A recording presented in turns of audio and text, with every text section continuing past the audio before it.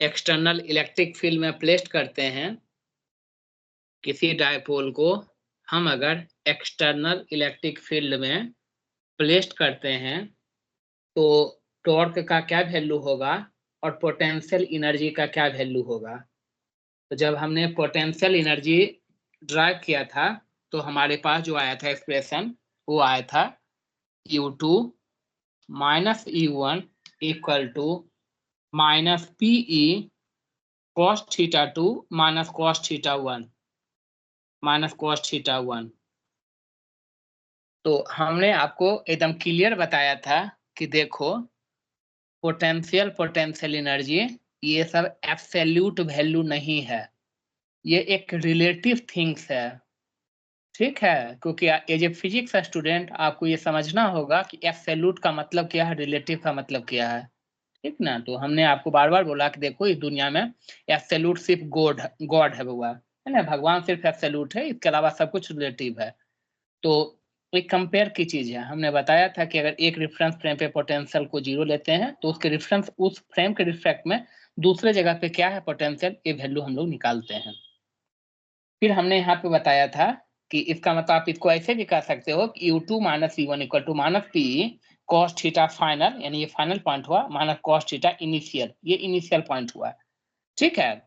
तो इस टाइप का लिखा हुआ नहीं मिलता, बट आप चाहो तो इस टाइप से रिप्रेजेंट कर सकते हो, है ना। और यहाँ पे थीटा क्या है, फाइनल पोजीशन है, थीटा आई क्या है, इनिशियल पोजीशन है, इस टाइप से कर सकते हो। तो फिर मैंने आगे बताया था कि अगर हम ऐसा लेते हैं कि जो थीटा इनिशियल है, इनिशियल थीटा पे अगर एंगल का वैल्यू जो है 90 डिग्री है, ठीक है, तो ये cos थीटा आई जो होगा यानी cos 90 डिग्री का वैल्यू 0 हो जाएगा और हमारे पास फॉर्मूला बचेगा माइनस PE cos थीटा या cos थीटा फाइनल। क्योंकि इनिशियल थीटा 90 है तो हमने बोला कि आपके हर जगह जितने भी आप टेक्स्ट बुक पढ़ेंगे, जितने भी रेफरेंस बुक पढ़ेंगे, जहां पे भी चीजें आपको बताई जाएगी तो आपको यही कहा जाएगा कि किसी इलेक्ट्रिक डायपोल को अगर हम एक्सटर्नल इलेक्ट्रिक फील्ड में प्लेस्ड करते हैं तो उस डायपोल में जो पोटेंशियल एनर्जी जो आपका वहां पे स्टोर होता है, उस पोटेंशियल एनर्जी का value minus PE cos theta है। यानी cos थीटा का मतलब ये cos थीटा फाइनल है, ये फाइनल पोजीशन एंगल का है, ठीक है। अगर इलेक्ट्रिक डायपोल ऐसे है, मान लेते हैं ये थीटा इनिशियल था तो ये मान लीजिए रोटेट होकर के इस टाइप से हो गया थीटा फाइनल, चाहे कम भी हो सकता है, ये थीटा फाइनल बढ़ेगा एंगल चाहे घटेगा, मैटर नहीं करेगा, तो ऐसे हो सकता है।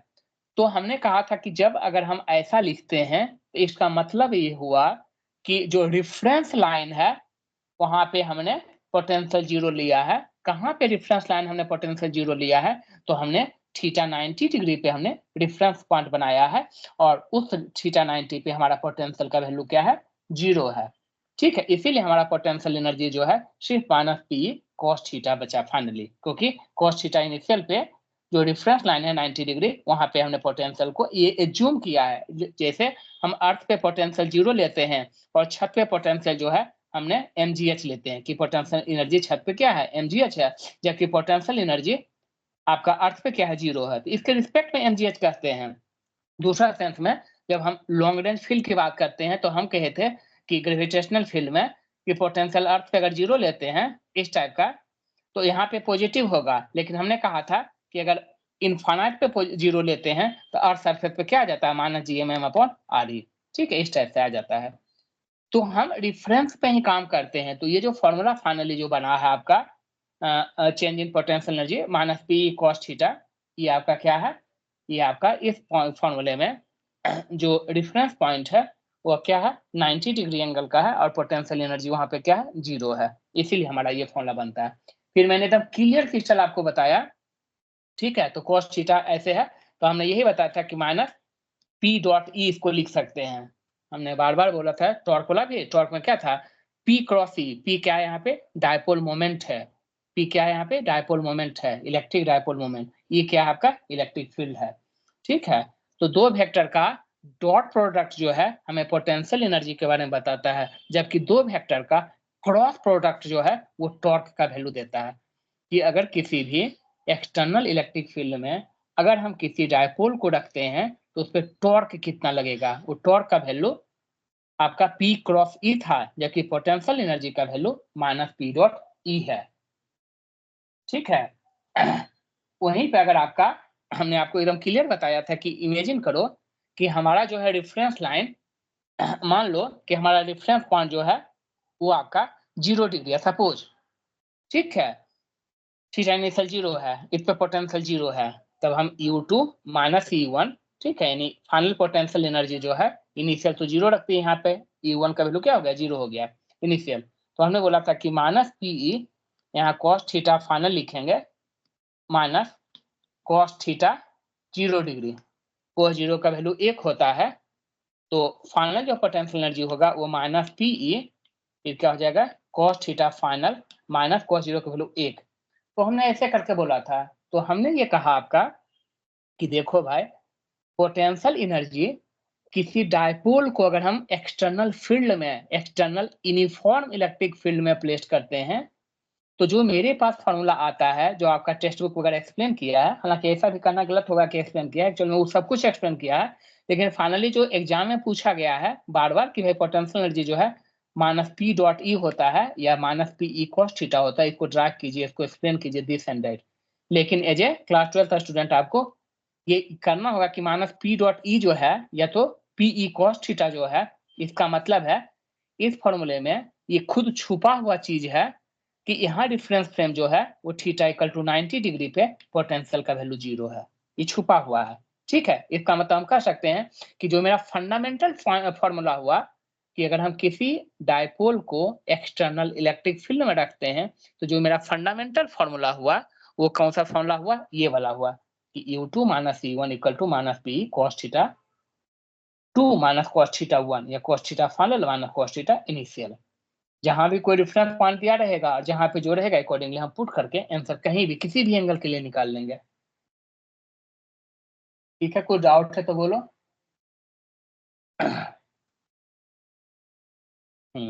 तो ये चीज हमने पीछे क्लास में बताया था। अब जो है थोड़ा सा बस 5 मिनट यहाँ कोरिलेट करेंगे, फिर हम लोग आगे बढ़ जाएंगे इस टॉपिक से, ये कुछ क्वेश्चन एक दो करेंगे, फिर हम लोग गॉस लॉ पे चले जाएंगे। तो जैसे देखो हमने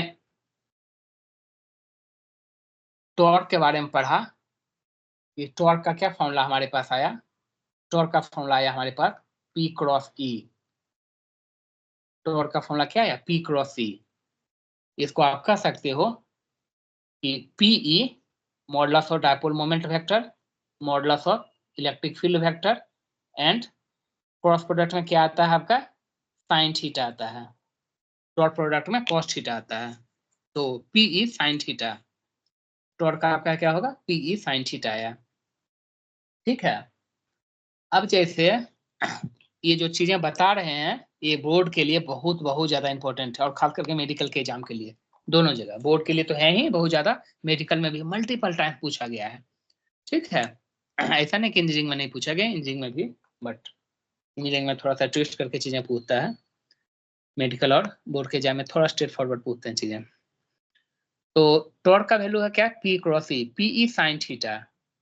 हमने आपको पीछे क्लास में क्लियर बताया था कि एक्सटर्नल डायपोल को, जब हमने एक्सटर्नल डायपोल मतलब डायपोल को एक्सटर्नल इलेक्ट्रिक फील्ड में रखे थे, तो कब टॉर्क का वैल्यू 0 होगा, कब फोर्स का वैल्यू 0 होगा, कब पोटेंशियल एनर्जी क्या होगा, कैसे होगा, हमने सब कुछ आपको बताया। तो यहाँ पे बाबू हमसे ये पूछा जाता है कि मेरा जो डायपोल है, ठीक है, मेरा ये एक्सटर्नल इलेक्ट्रिक फील्ड था, इस एक्सटर्नल इलेक्ट्रिक फील्ड में हमने क्या रखा था, हमने डायपोल रखा था बउआ, ये -4 था, ये +4 था, ठीक है। और इस एक्सटर्नल इलेक्ट्रिक फील्ड के इन्फ्लुएंस में ये रोटेट करने लगा था, ठीक है। कैसे हमने बताया था कि देखो एफ इधर लगेगा, एफ इधर लगेगा, ये रोटेट करेगा, ये थीटा है बउआ, थीटा किसके बीच में है, इलेक्ट्रिक फील्ड वेक्टर और डायपोल मोमेंट, ये -q से +q के डायरेक्शन में क्या जाता है, p वेक्टर जाता है, माइनस निगेटिव से प्लस पॉजिटिव की तरफ। तो ये थीटा था। तो देखो यहाँ से क्वेश्चन क्या पूछ रहा है, ठीक है, हम पिछले 2 मिनट से घुमा रहे बात। यहाँ से क्वेश्चन ये पूछा जाता है कि जो डायपोल का इक्विलिब्रियम कंडीशन क्या है, डायपोल का स्टेबल इक्विलिब्रियम क्या है, हम क्या क्या बोल रहे हैं, आप वर्ड को पकड़िएगा, हम लिखा देंगे लास्ट में 2-3-4 लाइन में। क्या पूछा जाएगा कि डायपोल कब इक्विलिब्रियम में होता है, कब डायपोल स्टेबल इक्विलिब्रियम में होता है, और कब डायपोल अनस्टेबल इक्विलिब्रियम में होता है। एक आपसे इक्विलिब्रियम पूछा जाएगा, जैसे बउआ हम लोग कहते हैं क्लियरली कि ह्यूमन बीइंग्स या एज ए स्टूडेंट, तो स्टूडेंट का मतलब ये नहीं है कि बॉयज है और गर्ल्स है, ही है और सी है, इसका कोई मतलब नहीं है। स्टूडेंट का मतलब बॉयज एंड गर्ल्स दोनों शामिल होते हैं, लेकिन गर्ल्स का मतलब गर्ल्स होती है, बॉय का मतलब बॉय होता है। ठीक है, तो वैसे ही इक्विलिब्रियम एक वर्ड है, एक आपका स्टेबल इक्विलिब्रियम कि कब हमारा जो है डायपोल जो है, कब हमारा स्टेबल इक्विलिब्रियम को अचीव करता है, और कब हमारा है अनस्टेबल इक्विलिब्रियम। तो देखो दोनों में इक्विलिब्रियम लगा है, इसका मतलब दोनों जो है इक्विलिब्रियम का केस कहलाता है, लेकिन उसमें से एक केस स्टेबल इक्विलिब्रियम कहता है, एक केस अनस्टेबल। तो आपको ये सोचना होगा कि भाई डायपोल कब इक्विलिब्रियम में होता है, डायपोल कब स्टेबल इक्विलिब्रियम में होता है, और डायपोल कब हमारा अनस्टेबल इक्विलिब्रियम में होता है। ठीक है, तो कोई बता पाएंगे क्या कि भाई इक्विलिब्रियम का यहाँ से क्या मतलब होगा। अगर हम इक्विलिब्रियम की बात कर रहे हैं तो यहाँ इक्विलिब्रियम की क्या बात होगी, मतलब क्या चीज होगा इक्विलिब्रियम की। बोलो बउआ, पारवी या अनुष्का अगर बोल पाएगी कि भाई इक्विलिब्रियम का सेंस यहाँ क्या होता है।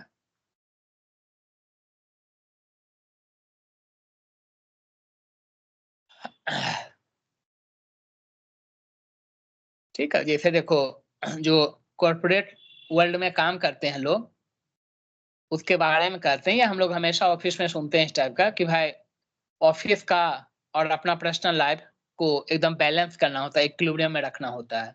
प्रॉपर टाइम आप ऑफिस में दीजिए और प्रॉपर टाइम आप अपने फैमिली के साथ बिताइए। इस टाइप का देखते हैं कि खूब कॉन्सेप्ट होता है कॉर्पोरेट जगत में। ठीक है, बड़े-बड़े लोग जहाँ हैं, बड़े-बड़े एकदम पोस्ट पे हैं, उनके पास काफ़ी ज़्यादा वर्कलोड होता है, तो उनके लिए टाइम निकालना थोड़ा मुश्किल होता है, तो इसलिए लोग कहते हैं इक्विलिब्रियम में रहिए।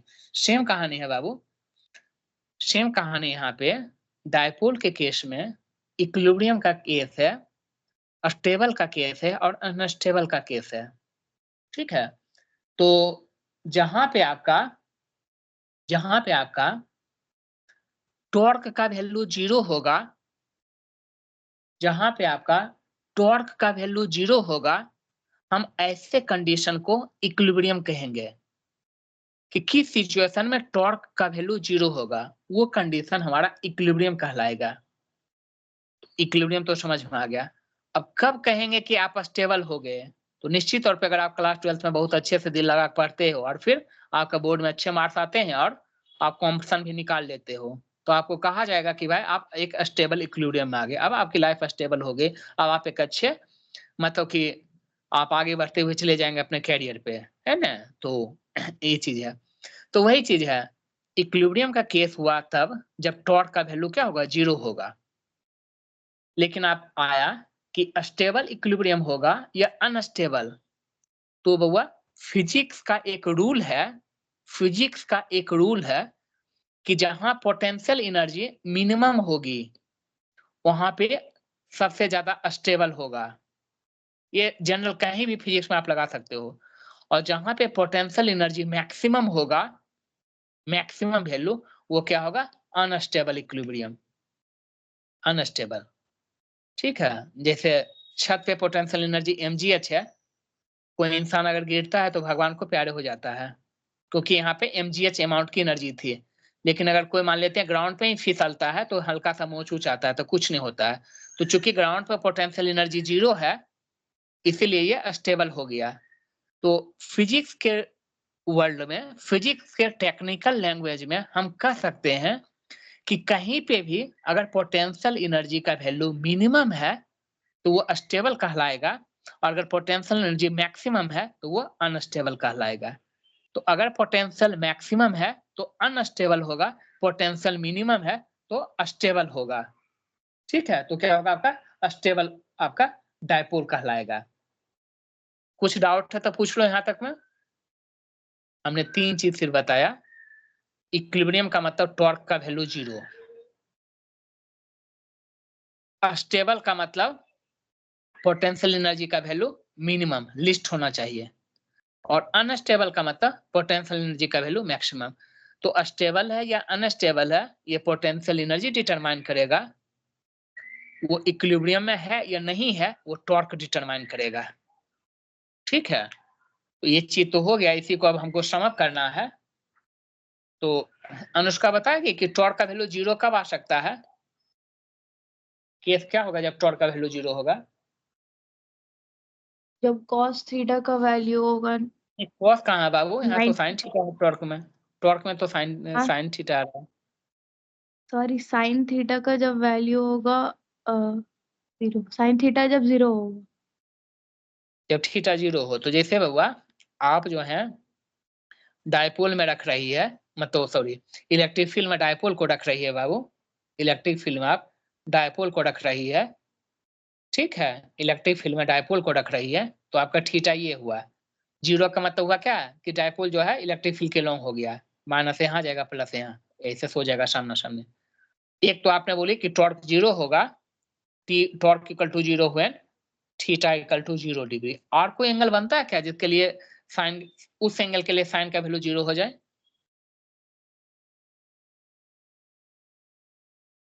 और कोई एंगल? साइन 90? क्वेश्चन नहीं। हम बोले कि और कोई ऐसा एंगल है जिसके लिए साइन थीटा का वैल्यू 0 होता है? एक साइन 0 तो 0 होता है, कोई दूसरा एंगल है क्या जिसके लिए साइन का वैल्यू 0 होता है?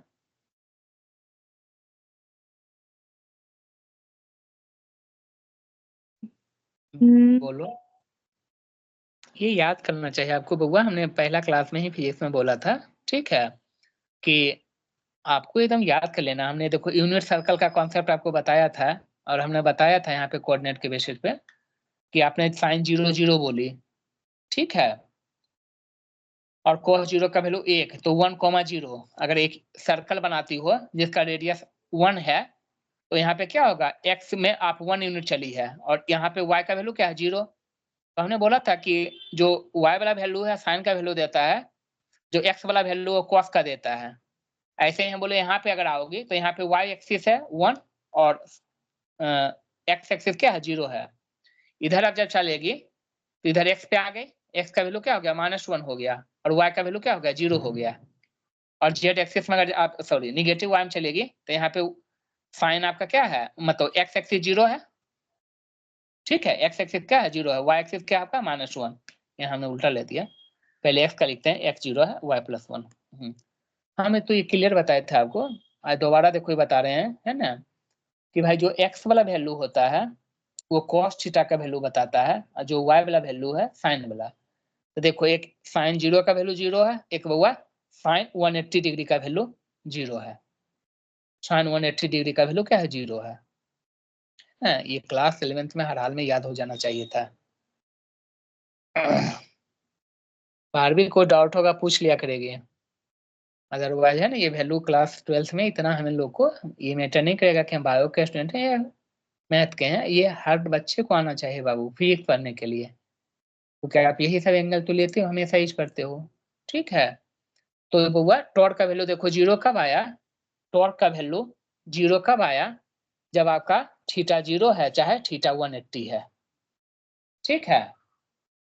तो एक लाइन यहाँ लिखो पहले, तो यानी कि जब टॉर्क 0 हुआ, यहाँ पे क्या है, यहाँ पे फोर्स भी 0 है, ये दोनों केस में क्या है, फोर्स 0 है, पीछे हमने आपको लिखाया हुआ है, ठीक है, आप देखेंगे उलट करके तो यहाँ पे फोर्स का वैल्यू क्या होगा, 0 मिलेगा।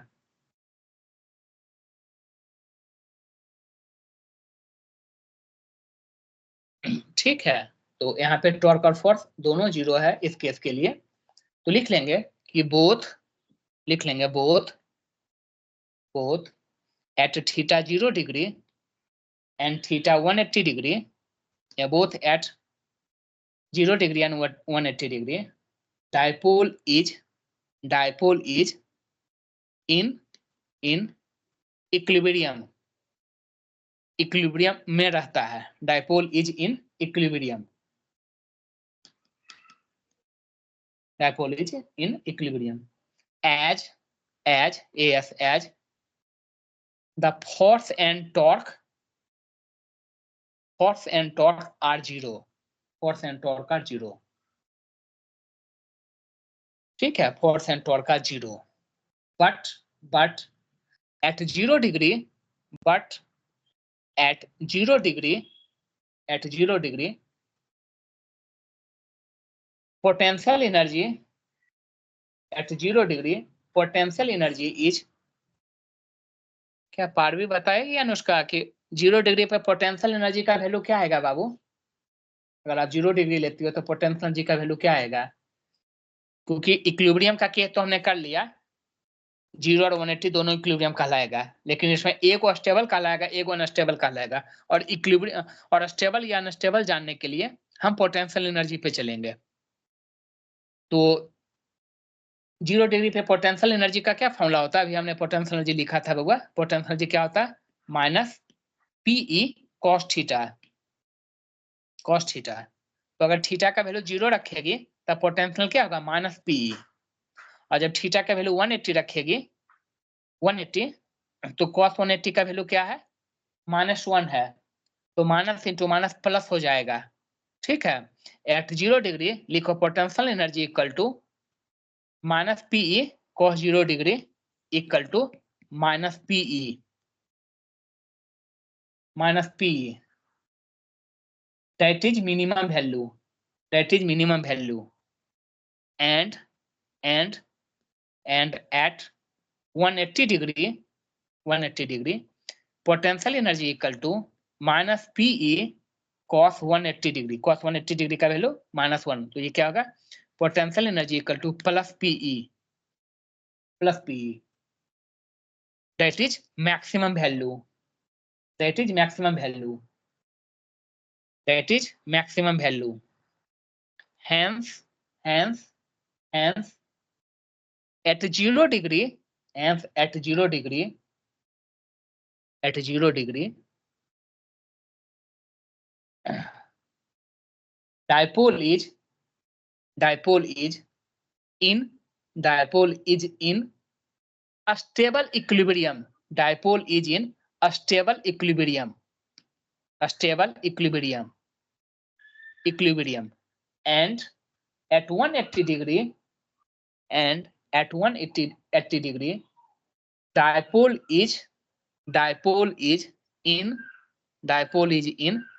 unstable equilibrium, dipole is in unstable equilibrium, dipole is in unstable equilibrium, and it is in equilibrium, and it is in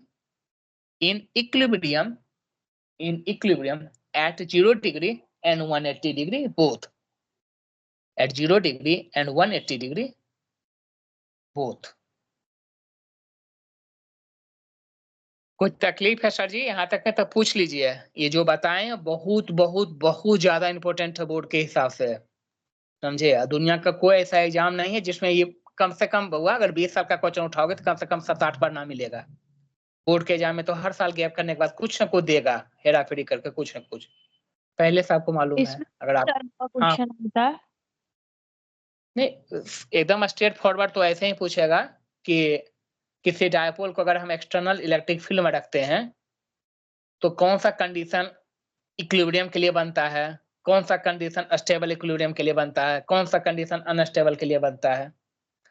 अगर थोड़ा सा घुमा फिरा के पूछेगा तो आपको ये कहेगा कि आपका एक क्या बोलता है सो एक एक्सटर्नल इलेक्ट्रिक फील्ड है और आप चूंकि क्लास 12 का स्टूडेंट हो, आपसे ये आशा रखा जाता है कि आपको कोऑर्डिनेट सिस्टम आना चाहिए कि भाई एक्स एक्सिस होता है, वाई एक्सिस है, जेड एक्सिस है, इस टाइप का होता है, ये आपको आना चाहिए, ठीक है, चाहे वो मैथ के हैं चाहे बायो के हैं।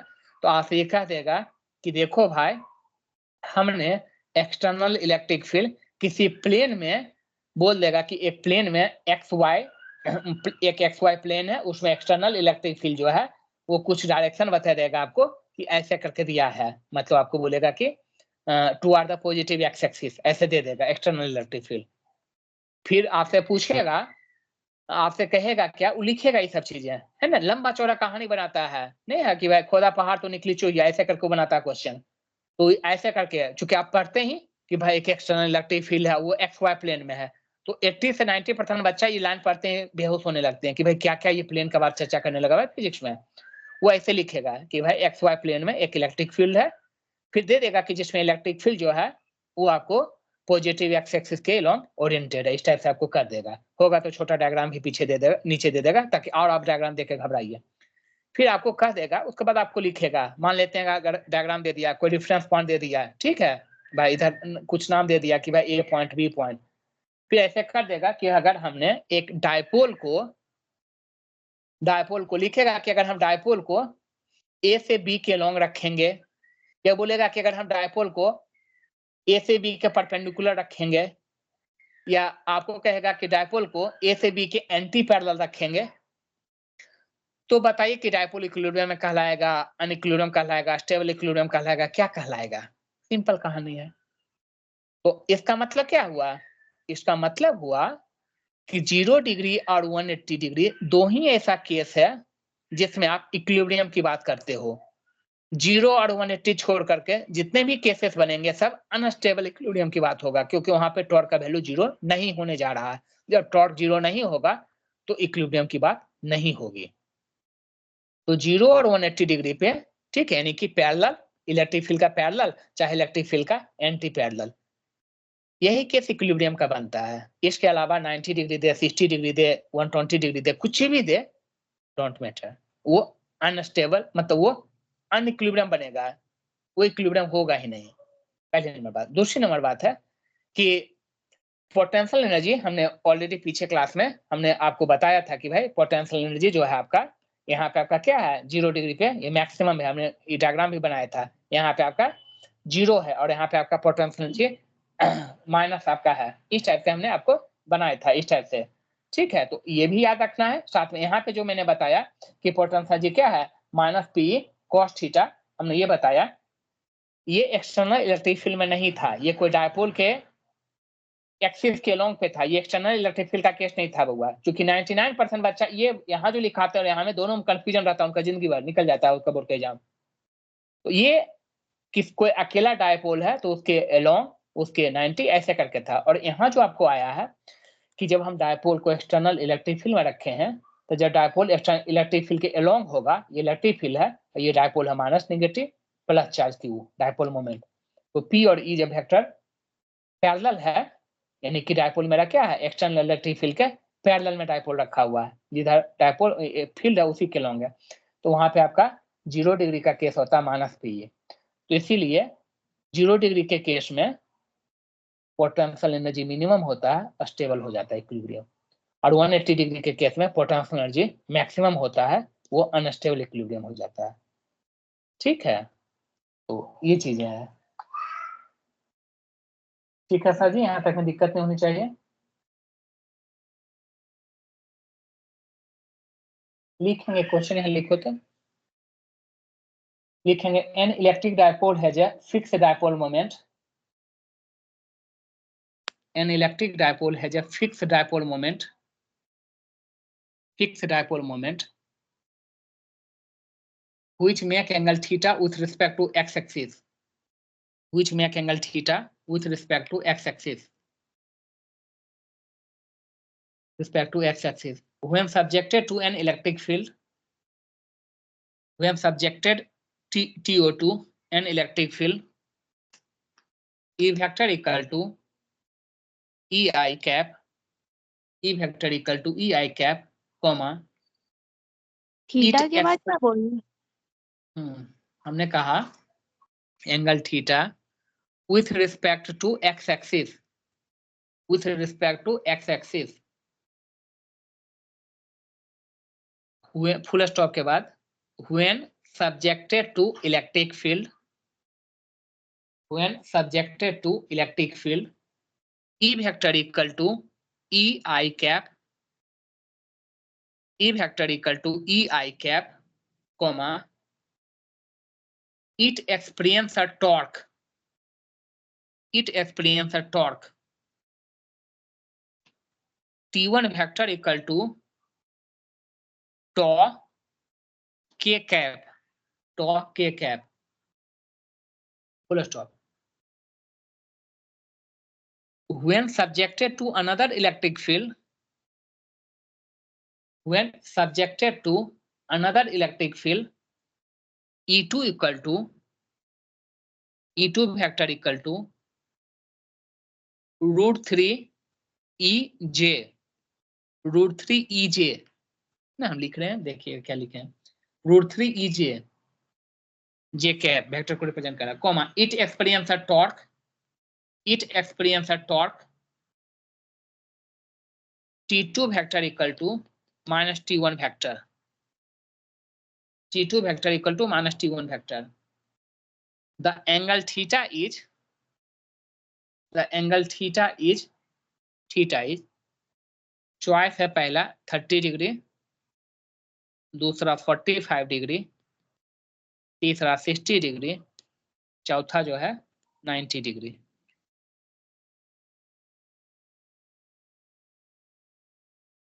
क्वेश्चन लिखा गया होगा आप लोग का, सोचिए हाँ सर जी सर। थोड़ा सा, हाँ सोचिए थोड़ा सा क्या है क्वेश्चन, है ना।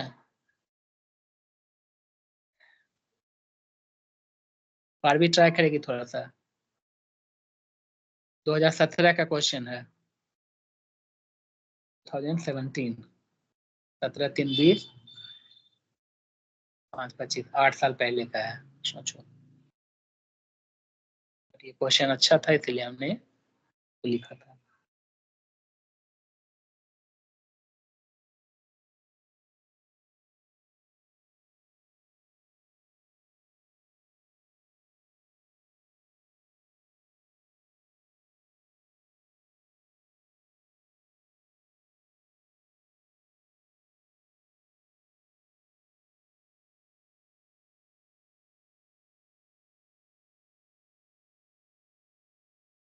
अनुष्का बताएगी कि क्वेश्चन का पहला लाइन का मतलब क्या है।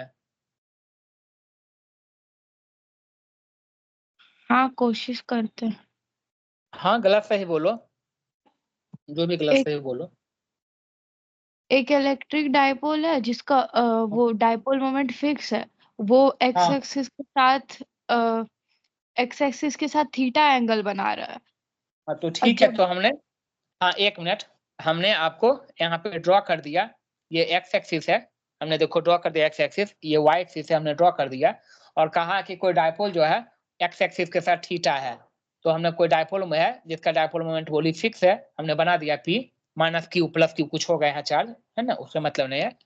अगर कहीं भी आप पी वेक्टर लिख दिया मतलब डायपोल मोमेंट है, ऐसा हो गया। इसके साथ बोल रहा है कि एक्स के साथ में थीटा एंगल बनाया है, ठीक है, हमने थीटा बना दिया। हाँ आगे।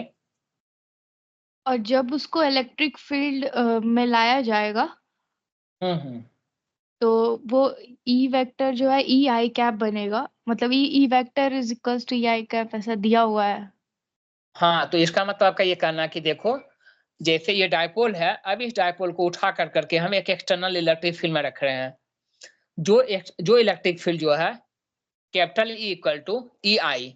तो इससे हम क्या समझ पाए, अगर ये मैंने पढ़ा, इससे मेरे पास क्या इन्फॉर्मेशन निकल के आया, इसके मतलब ये डायग्राम है, पहले मैंने बनाया पहला लाइन पढ़ के, उसके बाद अचानक ये लाइन आ गया मेरे पास, तो इसको हम कैसे इंटरप्रेट करेंगे इस फिगर के साथ।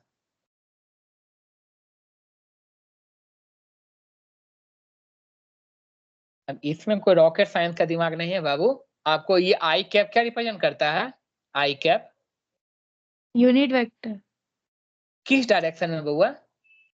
एक्स एक्सिस के डायरेक्शन। हाँ तो फिर तो जब आप एक्स एक्सिस लिख चुकी है और यहाँ पे आपको आई कैप दे चुका है, तो आप बोलिए ना कि यहाँ पे हमने ई आई लगा दिया, हो गया इलेक्ट्रिक फील्ड। इसका मतलब इलेक्ट्रिक फील्ड एक्स एक्सिस के अलॉन्ग है, मतलब ये एक्सटर्नल इलेक्ट्रिक फील्ड ऐसे करके पूरा फैला हुआ जिसमें डूबा हुआ, ये तो हम पढ़ रहे थे अभी कि भाई एक्सटर्नल इलेक्ट्रिक फील्ड में हमने डायपोल कर रखा, इस पहला लाइन से निकला है, ठीक है, ये पहला लाइन से है, तो फिगर मेरा ज्यादा इधर उधर ना हो जाए, इसलिए हम ये मेरा y था, ये x था, ये डायपोल था, ये मेरा थीटा था, ये मेरा क्या है ई आई हो गया, ठीक है, ये x था, ये y था, ठीक है, ये डायपोल मेरा है, p वेक्टर इधर है, ये हो गया, है ना। तो इससे कहा कि हमारा टॉर्क जो है टी के है। इसका मतलब क्या समझे बाबू, T1 का मतलब टॉर्क के वेक्टर, इसका मतलब क्या समझे। वो मतलब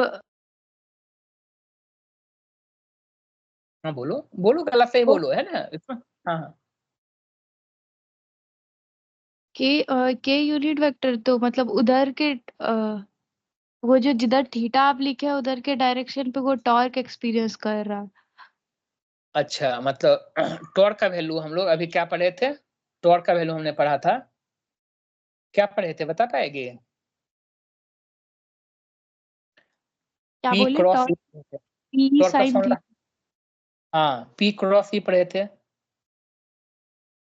पी क्रॉस ई पढ़े थे, ठीक है। तो कैसे डायरेक्शन निकालते हैं? मान लो कि मेरा डायपोल मोमेंट इधर है, इधर के डायरेक्शन सपोज, और इलेक्ट्रिक फील्ड वेक्टर इधर है। सपोज ऐसे फिगर दिया हुआ कि सपोज ये डायपोल मोमेंट पी वेक्टर है, ये ई वेक्टर है। तो पी क्रॉस ई का डायरेक्शन हम लोग कैसे निकालेंगे? पारवी ये सब हम वेक्टर में आपको बताएं, वो आप बता सकते हैं इसका कि पी क्रॉस ई का डायरेक्शन इस फिगर को देख के हम कैसे समझ पाएंगे? बोलो बुआ, अनुष्का बोलेगी या पारवी? अगर इसका डायरेक्शन हमसे पूछा जाए, ये देखो मेरा बोर्ड जो है एक्स वाई प्लेन है, ये एक्स वाई प्लेन आपको समझ में आ रहा है। पी क्रॉस ई है, पी क्रॉस ई का डायरेक्शन किधर निकल के आएगा? ये बेसिक चीज आपको आना चाहिए, ठीक है। आप तो बोलेंगे इसके बारे में, बीच से जाएगा। किधर किधर जाएगा? तो बीच से जाएगा। बीच का क्या मतलब होता है बाबू? क्रॉस प्रोडक्ट का मतलब अगर नहीं जान रही तो आज के बाद आप क्लियर दिमाग में बैठा लीजिए कि क्रॉस प्रोडक्ट जो होता है बउआ, ये हम लोग राइट हैंड थंब रूल से इसका डायरेक्शन निकालते हैं। जो पहला वेक्टर होता है, उस वेक्टर के तरफ जो है हम चारों उंगली को रखते हैं अपना, और जो दूसरा वेक्टर है उधर के तरफ हम चारों उंगली को कर्ल करते हैं, घुमाते हैं, ठीक है। तो हमारा पी वेक्टर के तरफ ये चारों उंगली आ गया, और ई वेक्टर के तरफ हमने घुमाया, तो मेरा अंगूठा का डायरेक्शन क्या हुआ? Into the plane. Cross product जो है, जिस प्लेन में दोनों वेक्टर होता है उस प्लेन में क्रॉस प्रोडक्ट का आंसर नहीं आता है बाबू, ठीक है। अब हम पता नहीं कि आपने ये सब चीज के बारे में कितना सोचा है प्रीवियस क्लास में, लेकिन ये चीज एकदम बेसिक चीज है और ये हमें आना ही चाहिए फिजिक्स पढ़ने के लिए, ठीक है। कि बउआ कि जब हम लोग दो वेक्टर का क्रॉस प्रोडक्ट निकालते हैं, अगर हमारे पास ए और बी दो वेक्टर है, उस दोनों वेक्टर का जो क्रॉस प्रोडक्ट होगा, अगर हमारा ए और B vector X Y plane में है, ठीक है, अगर हमारा ए और B vector X Y plane में है, तो अगर हम ए से बी निकालते हैं तो ए से बी की तरफ ले जाएंगे तो इनटू द प्लेन हुआ।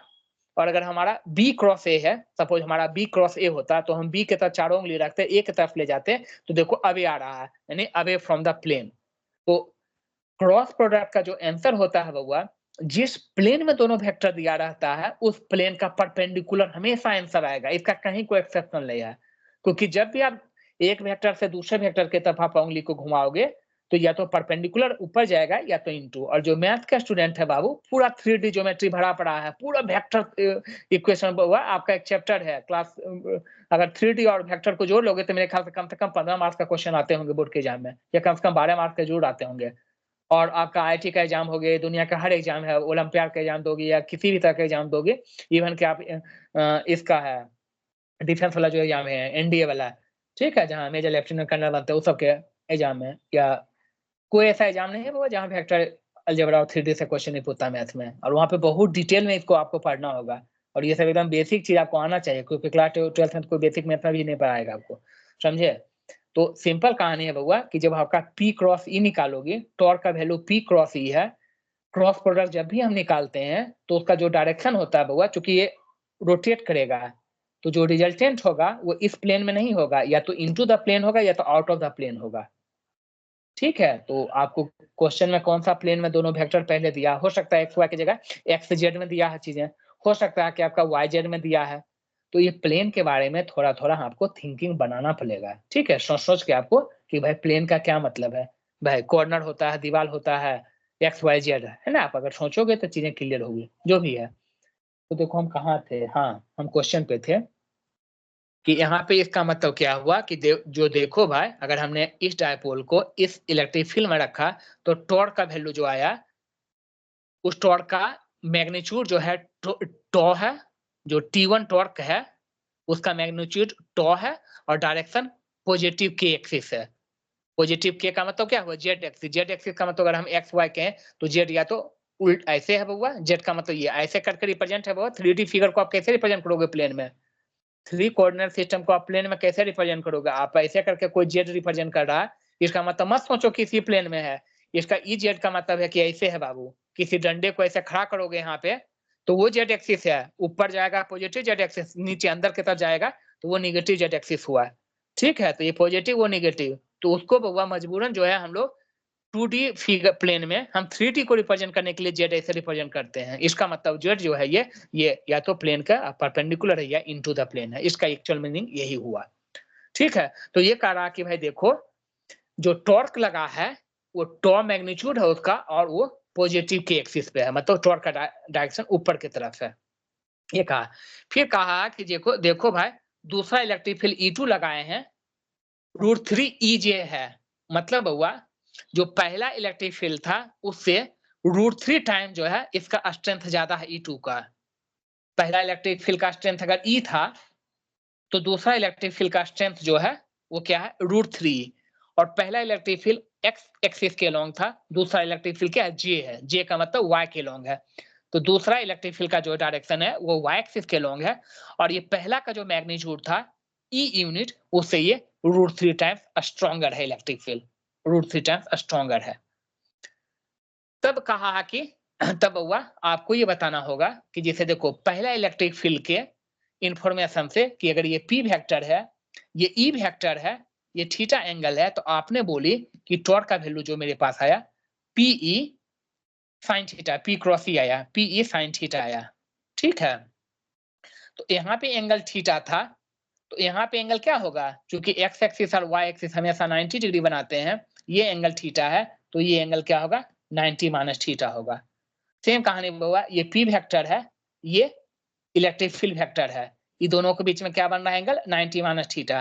तो यहाँ जो टॉर्क लगेगा जो T2 दिया है, ठीक है ये T1 है, जो T2 दिया है उसका वैल्यू हम अगर लिख पाएंगे इस डायग्राम से तो हम लिखेंगे P क्रॉस E, मतलब PE का वैल्यू क्या है √3E है, P क्रॉस E हम ये लिखेंगे बाबू, तो P की जगह P लिखेंगे, E का वैल्यू क्या है, E अब E नहीं है, E का वैल्यू √3 है एक्चुअल में, तो P √3E, और क्या लिखेंगे साइन थीटा मेरा क्या है, थीटा मेरा थीटा नहीं है बउआ, इस P और इस E के बीच में, E डायरेक्शन वाला इलेक्ट्रिक फील्ड के बीच में 90 माइनस थीटा है, तो इसका वैल्यू क्या रखेंगे 90 डिग्री माइनस थीटा रखेंगे। ठीक है, और दोनों में ये निगेटिव साइन लाया, हम नहीं लाया है, ये क्वेश्चन में लाया हुआ, तो ठीक है बउआ वो तो डायरेक्शन आपका चेंज करेगा, कोई पॉजिटिव y में k में गया तो कोई निगेटिव k में जाएगा, इसलिए निगेटिव साइन आएगा, इसमें कोई डाउट नहीं है। ठीक है, तो हमको क्या कहा बउआ कि देखो T2 जो है और T1 का वैल्यू में इक्वल है, डायरेक्शन अलग है बउआ, आप जो है 10 मीटर इधर गई, आपका भाई जो है 10 मीटर इधर गया। ठीक है भाई, दोनों 10 मीटर चले हैं लेकिन अपोजिट डायरेक्शन चले हैं, तो इसका मतलब क्या है जो T1 का जो मैग्नीट्यूड है और T2 का जो मैग्नीट्यूड है वो आपस में इक्वल है। कहाँ से जाने, क्वेश्चन में लिखा हुआ है बाबू, तो जैसे क्वेश्चन में लिखा था मैंने डायग्राम बनाया, अकॉर्डिंगली T1 का वैल्यू हम अपने तरीके से लिखे, अकॉर्डिंगली T2 का वैल्यू लिखा हमने अपने तरीके से। फिर वो क्वेश्चन में लिखा हुआ है कि T1 और T2 इक्वल है मैग्नीट्यूड में, हमने इक्वल कर दिया। T1 का वैल्यू है मेरा PE sin थीटा मैंने लिखा, और T2 का वैल्यू है √3 PE sin 90 माइनस थीटा। कोई बताया कि ये पारवी चाहे अनुष्का के sin 90 माइनस थीटा क्या होता है? Cos sin 90 theta, cos theta होता है, तो कॉस, PE cos थीटा होता है भाई, इसमें क्या दिक्कत है? हाँ वही कॉस थीटा ही तो बोल। हाँ हाँ, √3 PE sin 90 माइनस थीटा क्या होता है, cos थीटा होता है बउआ। बोलेगी इसको, PE से PE कट गया, sin theta equal to √3 cos theta, इसका वैल्यू क्या आ पाएगा बता पाएगी, sin theta equal to √3 cos theta, तो थीटा का वैल्यू क्या आएगा यहाँ से बता पाएंगे? पारवी पूछेगी अगर डाउट कुछ भी है तो, देखो हम इतना एकदम शांति से क्वेश्चन पे इतना टाइम दिए, मतलब आप इससे 25 क्वेश्चन बना सकते हो सोच के, बट सिंपल मैथमेटिक्स तो आना चाहिए, सिंपल मैथमेटिक्स सर आपको जरूरत हमेशा पड़ेगा।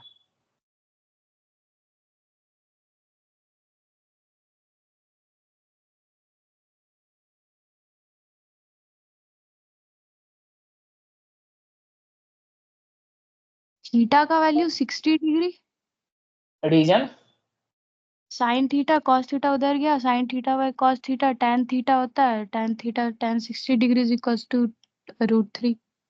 हाँ ठीक है स्मार्ट लड़की, तो cos थीटा किधर लाए तो sin theta upon cos theta, ये बदल गया क्या tan थीटा में, tan थीटा √3 किसके लिए आता है तो थीटा इक्वल टू 60 डिग्री, तो थीटा 60 डिग्री है।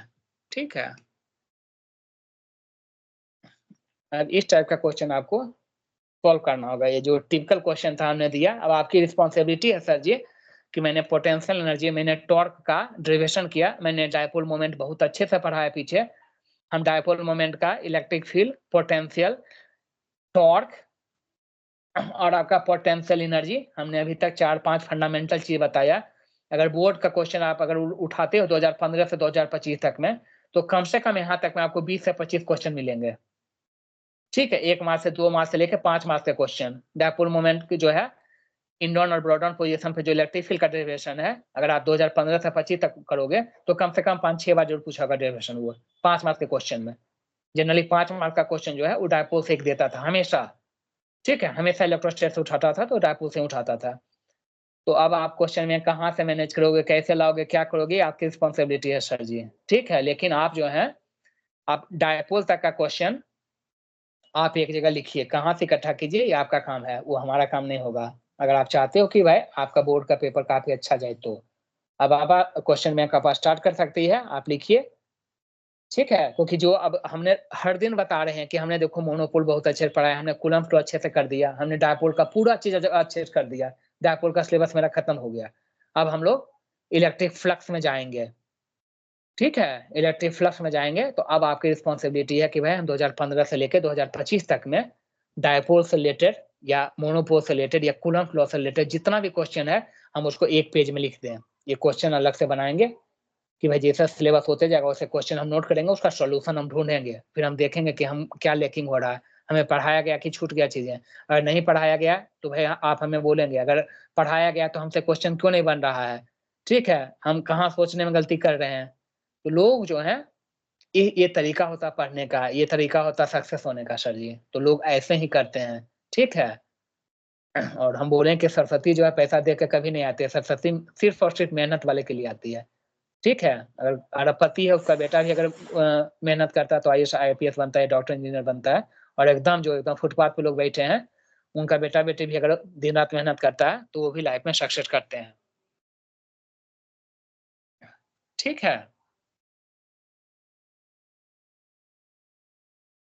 ठीक है सर जी, यहाँ तक में चीजें।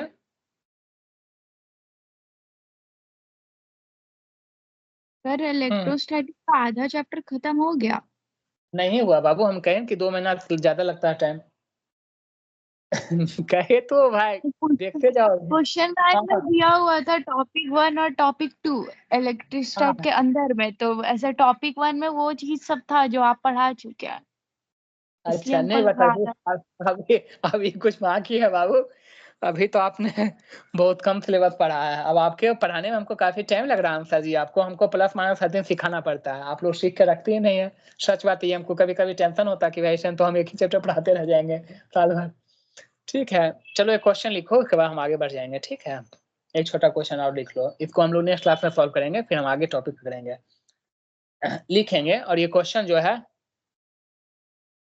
हर एग्जाम के लिए इस साल का है ना। अगर पारबी तो पहचानती है जिया लोग को, और हिमांशु को तो नहीं पहचानती होगी, बट डिट्टो बउआ मेडिकल के एग्जाम में भी पिछले साल, इंजीनियरिंग के एग्जाम में भी इस साल, और मोस्टली बउआ हर एक आध साल गैप कर करके इस टाइप का आपको मेंस लेवल पे, एडवांस लेवल पे, मेडिकल लेवल पे इसका छोटा सा पार्ट जो है वो आपको क्लास लेवल पे देता है।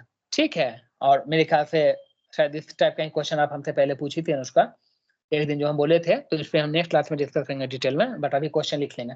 लिखो, two similar charge sphere are suspended by a string. Two similar charge spheres are suspended by a string of equal length. A string of equal length. Full stop. When they are suspended in air,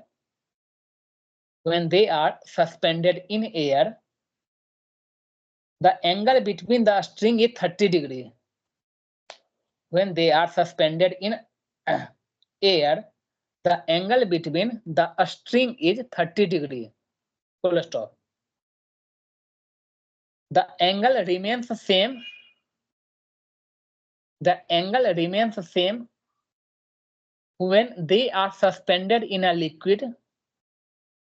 The angle remains same when they are suspended in a liquid of density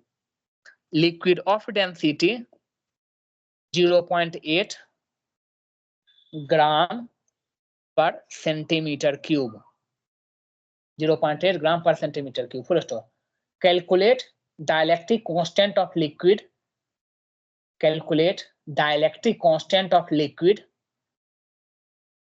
if density of material of a sphere is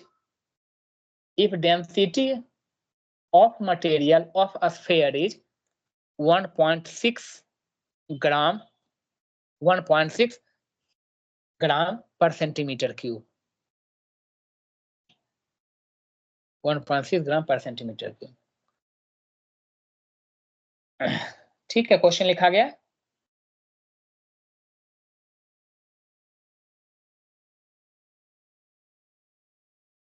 ठीक है. हाँ, ये question आपने पीछे हमसे अनुष्का पूछी थी कि अगर हमारे पास दो चार्ज है, ठीक है, उसको अगर हम हवा में रखते हैं और हम पानी में रखते हैं तो एंगल सेम रह जाता है. ऐसे करके पूछी थी. हमने बोला था, एकदम क्लियर बना किया था कि भाई हवा से पानी में रखोगी तो कैसे सेम रह जाएगा एंगल. हमने उस समय बोला था कि भाई उसे रिपल करना चाहिए या कम मतलब नजदीक करना चाहिए, क्योंकि डायलेक्ट्रिक के बेसिस पे फोर्स का वैल्यू जो है चेंज होता है. तो फिर मैंने कहा था कि शायद आपने क्वेश्चन जो है सही नहीं पूछी है, क्योंकि क्वेश्चन का लैंग्वेज कुछ और होगा, आप इस टाइप से उसको समझ रही है. तो सेम चीजें यहाँ पे है. यहाँ पे जो आपको क्वेश्चन में एकदम क्लियर कहा है कि two similar charge sphere are suspended in a string of equal length. ठीक है, हम सिर्फ हल्का से यहाँ पे दे रहे हैं. आपको ये कहा गया है कि देखो भाई, ये आपका क्या है, दो सिमिलर चार्ज है जिसको क्या स्ट्रिंग से लटकाया गया है. दोनों में क्या है, चार्ज जो है सेम है.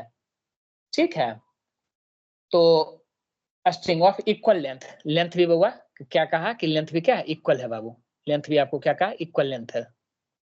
इक्वल लेंथ है. When they are suspended in air, they make angle of stinging, angle between the sting is 30 degree.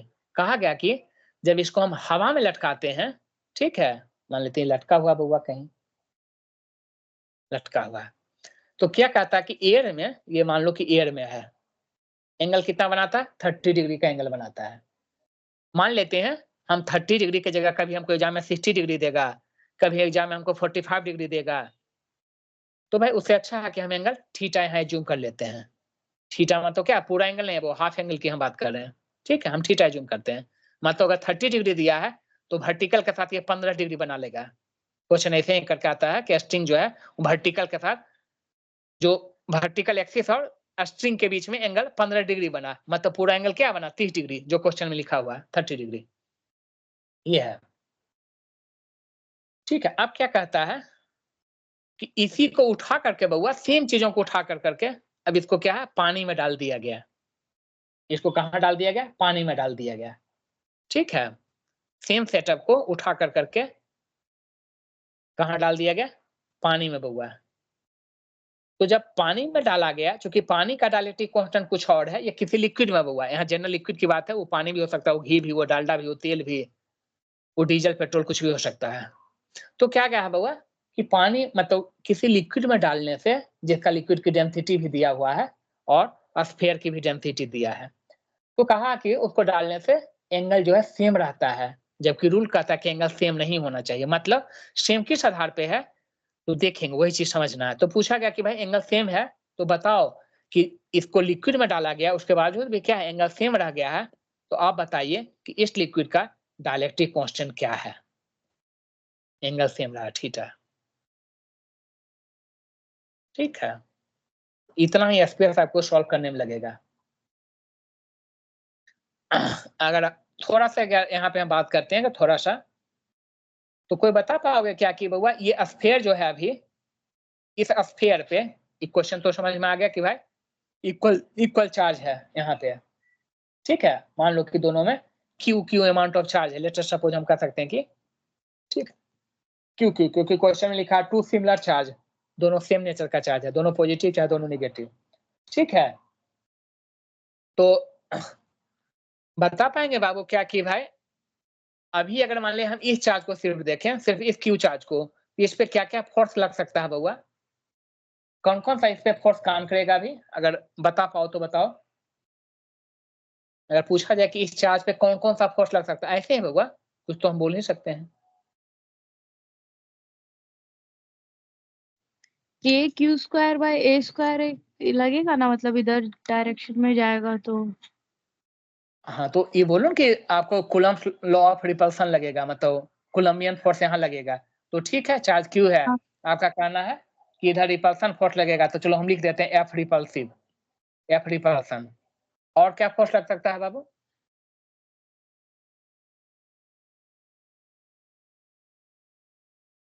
बिल्कुल ये सही है, पहला एक पार्ट आपका एफ सही है। हाँ, रिपल्सिव इधर लगेगा और उसके अपोजिट साइड भी एफ रिपल्सिव लगेगा, और इधर बीच वाले से एक मिनट एक मिनट एक मिनट एक मिनट बाबा, एक मिनट एक मिनट, इधर एफ रिपल्सिव क्यों लगेगा भाई?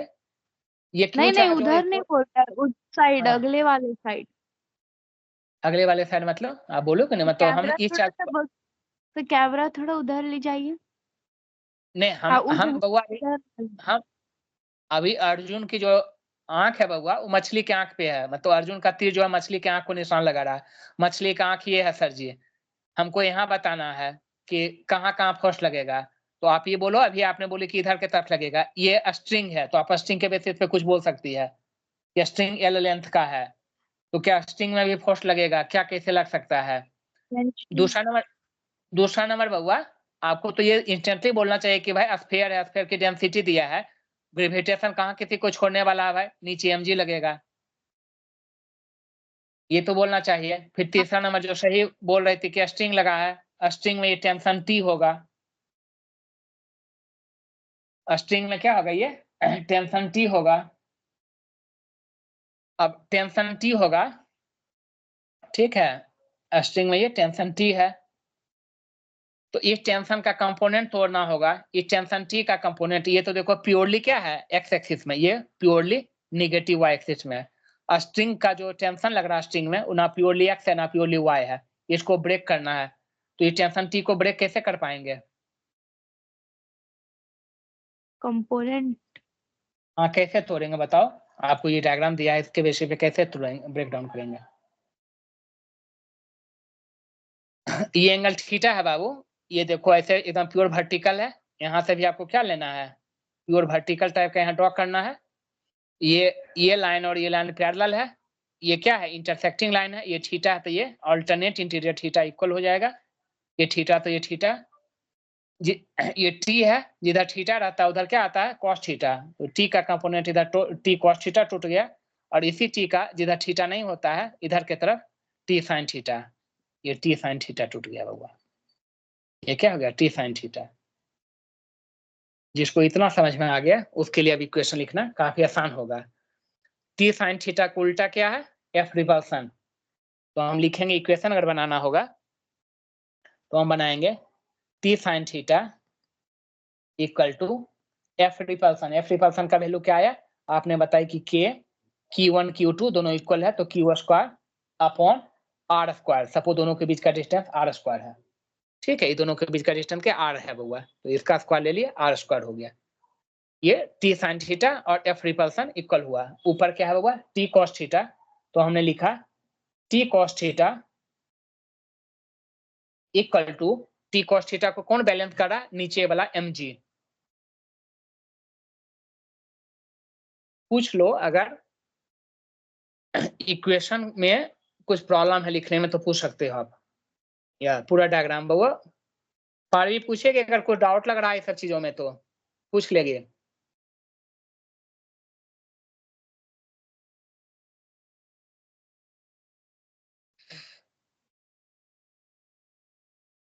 ठीक है, अगर इतना समझ में आ गया तो इसको एक इक्वेशन फर्स्ट कर दो, इसको इक्वेशन सेकंड कर दो, ठीक है, और इक्वेशन फर्स्ट को डिवाइड कर दो इक्वेशन सेकंड से, equation first divided by equation second. आप यहाँ तक लिखिए, फिर आप जो है फिर से बउआ ऊपर नीचे लिख करके दोनों को डिवाइड कीजिए ऐसे कर करके, तो बाद में समझ में आएगा, अदरवाइज बाद में लगेगा कि कहाँ क्या कैसे कर दिए। दोनों को इक्वेशन फर्स्ट को सेकंड से डिवाइड किए, टी से टी कैंसिल हो गया, sine theta upon cos theta, ये टेन थीटा बन गया। और यहाँ पे कुछ कटेगा नहीं, कुछ नहीं कटेगा, तो यहाँ पे टेन थीटा का वैल्यू क्या आ जाएगा, ऊपर सिर्फ हमारा के क्यू स्क्वायर बचा है, ऊपर के क्यू स्क्वायर, नीचे क्या बचा है हमारा, तो के मत लिखो चूंकि एयर की बात है, तो वो यहाँ पे हम लिख देते हैं डायरेक्ट 1/4 पाई एप्सिलॉन, क्योंकि पानी में वो एप्सिलॉन नहीं रहेगा, पानी में एप्सिलॉन नॉट और एप्सिलॉन आर दोनों आएगा। ठीक है, इसलिए यहाँ पे 1/4 पाई एप्सिलॉन नॉट लिखे के के बदले, Q square upon are square M G, R square M G divide करने से मेरे पास यही आया। इसको इक्वेशन नंबर ए लिख करके छोड़ देंगे, है ना। तो एयर वाला जो इक्वेशन लिखना था हमने लिख के छोड़ दिया।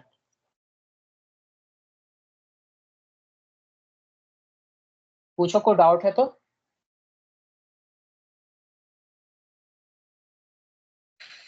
ठीक है, ये इक्वेशन एयर वाला सब कुछ समझ में आ गया, एयर वाला हम हटा देते हैं।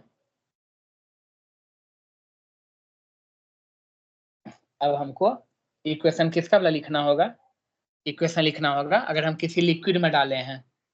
ठीक है, तो सेम बउआ हमारा ये वर्टिकल एक्सिस है, सेम लेंथ का मेरे पास स्ट्रिंग है, इसमें स्फेरिकल चार्ज जो है आपका अटैच है, आइडेंटिकल चार्ज है, सब कुछ सेम है, सिर्फ हवा से हमने इसे किसी लिक्विड में डाल दिया। तो ये थीटा है, एंगल एंगल सेम रहा है इसलिए एंगल सेम रखेंगे थीटा। सेम बउआ आपने जैसे बोली कि भाई इधर की तरफ जो है एफ रिपल्सन लगेगा, वो तो यहाँ पे भी लगेगा एफ रिपल्सन, इधर के तरफ जो है टेंशन टी लगेगा, वो तो यहाँ पे भी लगेगा, ऊपर के तरफ जो है क्योंकि थीटा यहाँ पे भी अल्टरनेटिंग थीटा से इक्वल आ गया, ऊपर जो है आपका टी कॉस थीटा वो यहाँ पे भी लगेगा, इधर वो आपका टी साइन थीटा यहाँ पे भी लगेगा, और चूंकि पानी में है या किसी लिक्विड में है, वो ऐसा नहीं है कि लिक्विड में ग्रेविटी खत्म हो जाती है, वहां पे भी mg लगेगा। इतना चीज जो एयर वाला था वो यहाँ वाला है बउआ, सेम चीजें हैं। इसके अलावा क्या लगेगा, कोई बता पाएंगे क्या, इसके अलावा क्या लगेगा यहाँ पे।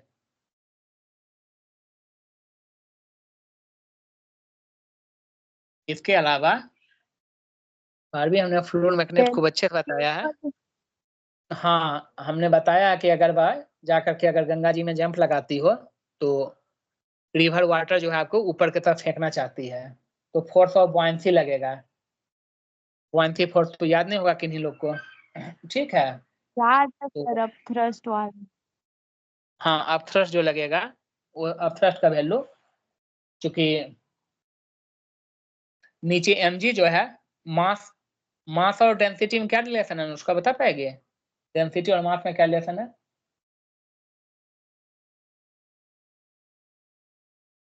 डेंसिटी क्या होता है, मास अपॉन वॉल्यूम, तो मास क्या होता है डेंसिटी इनटू वॉल्यूम। mg को कोई बच्चा लिख सकता है डेंसिटी ऑफ द स्फीयर, जो क्वेश्चन में दिया है डेंसिटी, वॉल्यूम आपका v और g के जगह पे g, तो मास के जगह पे रॉ v, आप बहुत ज्यादा यूज की होगी 11th क्लास में। पूरा फ्लूइड मैकेनिक्स में हुआ डेंसिटी सही है, और पूरा 11th क्लास में मास के जगह रॉ भी हम लोग यूज किए हैं, रॉ इंटू भी जो भी है, तो mg की जगह पे रॉ vg लिखते हैं। ऐसे ही क्या है बउआ, जो अपथ्रस्ट फोर्स लगाएगा, ये डेंसिटी क्या है, ये डेंसिटी जो है स्फीयर का है बाबू, ये रॉ का मतलब क्या है, स्फीयर की डेंसिटी है। जो अपथ्रस्ट लगाता है, अपथ्रस्ट लगाने में डेंसिटी लिक्विड का लेते हैं, स्फीयर की डेंसिटी नहीं लेते हैं। ठीक है, तो यहाँ पे जो लगेगा मास की जगह पे क्या आ जाएगा, सिग्मा इंटू भी। देखो अपथ्रस्ट फोर्स जो है बउआ, आपके बॉडी पे क्या लगेगा अपथ्रस्ट फोर्स, तो अपथ्रस्ट फोर्स में आपके बॉडी का डेंसिटी नहीं लिया जाएगा, आप किस रिवर में हो या समुद्र के पानी में जंप लगा रहे हो उस पानी का डेंसिटी लिया जाएगा, लेकिन वॉल्यूम आपके बॉडी का होगा।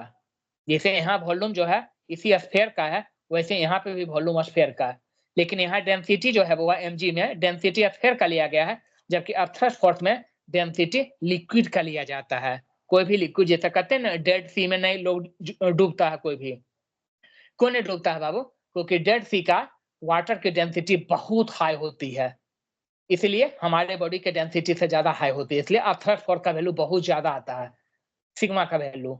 ठीक है, जो डेंसिटी है, डेंसिटी हाई होने की वजह से रॉ भी, ये तो मास हो गया, डेंसिटी इनटू वॉल्यूम इनटू जी, ये क्या हो गया, वेट हो गया। तो बहुत हाई डेंसिटी वाटर की होने की वजह से डेड सी में अपथ्रस्ट फोर्स का वैल्यू बहुत ज्यादा होता है, इसलिए लोग नहीं डूबते हैं।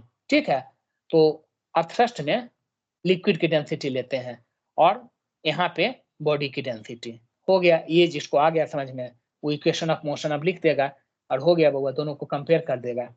ठीक है, तो एक इक्वेशन आपने टेन थीटा बराबर क्यू स्क्वायर अपॉन, ये इक्वेशन नंबर 1 कर दिए हैं।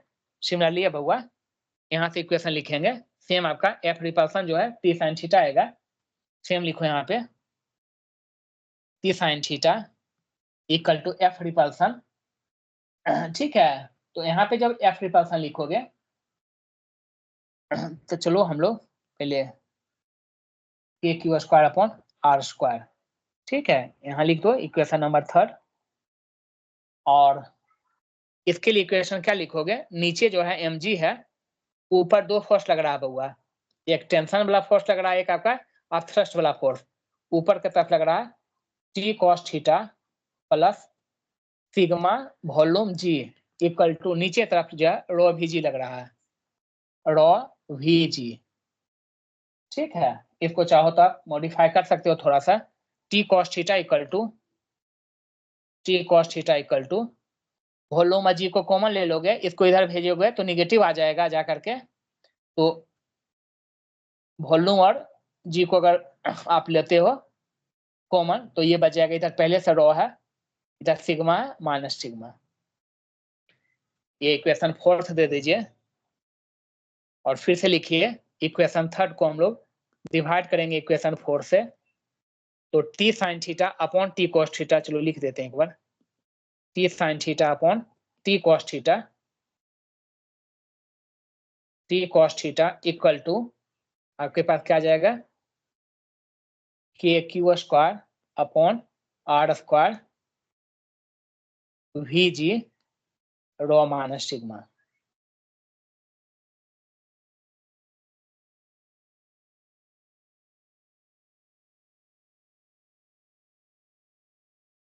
ठीक है, कोई दिक्कत है यहाँ तक में पूछ लीजिए सर जी, अदरवाइज टी से टी कैंसिल कीजिए, sign theta upon cos theta, यहाँ पे भी क्या आ गया, टेन थीटा आ गया, यहाँ पे भी आपका क्या आ गया, टेन थीटा आ गया, यहाँ पे भी आपका क्या आ गया, टेन थीटा, यहाँ पे भी आपके पास क्यू स्क्वायर आ गया, अपॉन क्या आ गया यहाँ पे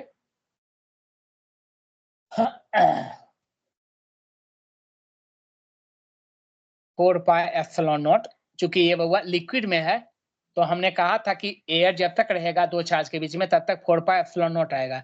अगर एयर के अलावा कोई दूसरा मीडियम आ गया तो या तो आप सिर्फ एप्सिलॉन लिखोगे या तो आप एप्सिलॉन नॉट एप्सिलॉन आर लिखोगे। मैंने खूब अच्छे समझाया चीजों को पीछे। अगर कोई मीडियम आता है एयर के अलावा तो या तो आप सिर्फ एप्सिलॉन लिखोगे या तो आप epsilon naught into epsilon R, दोनों में कोई भी यूज करोगे, सिर्फ एप्सिलॉन नॉट नहीं लिखाएगा। तो कि इतना अपॉन क्या बचा, आर स्क्वायर वी जी rho minus sigma, epsilon R हो गया, फिर are square V ji rho minus sigma, ये टेन थीटा। ये इक्वेशन नंबर बी दे दीजिए, इक्वेशन नंबर बी। आप देखिए क्या कि इक्वेशन नंबर ए में भी टेन थीटा का वैल्यू है, इक्वेशन नंबर बी में भी टेन थीटा है, दोनों जगह टेन थीटा है, मतलब दोनों का एलएचएस इक्वल है तो दोनों का आरएचएस क्या होगा, इक्वल हो जाएगा। लिखेंगे from equation A and B, from equation A and B. जो ए नंबर था हमारा इक्वेशन, उसमें जो टेन थीटा का वैल्यू था वो था हमारा Q square upon 4 pi epsilon naught R square M G. ठीक है, एम जी के जगह पे आप चाहो तो रो भी जी लिख सकते हो, तो एम जी के जगह पे हम चेंज कर देते हैं। ठीक है, आपको कंफ्यूजन नहीं होना चाहिए। मास क्या होता है बउआ, density of a sphere into volume of a sphere, m g rho भी g equal to equation B में क्या है बउआ, टेन थीटा का वैल्यू, इक्वेशन बी में टेन थीटा का वैल्यू क्यू स्क्वायर अपॉन में क्या 4 pi epsilon naught epsilon are, फिर आर स्क्वायर ठीक है, आर स्क्वायर, फिर आपका है वी जी, फिर आपका है raw minus sigma, raw minus sigma. दोनों का आपने क्या किया, इक्वेट कर दिया, दोनों का आपने क्या किया, इक्वेट कर दिया।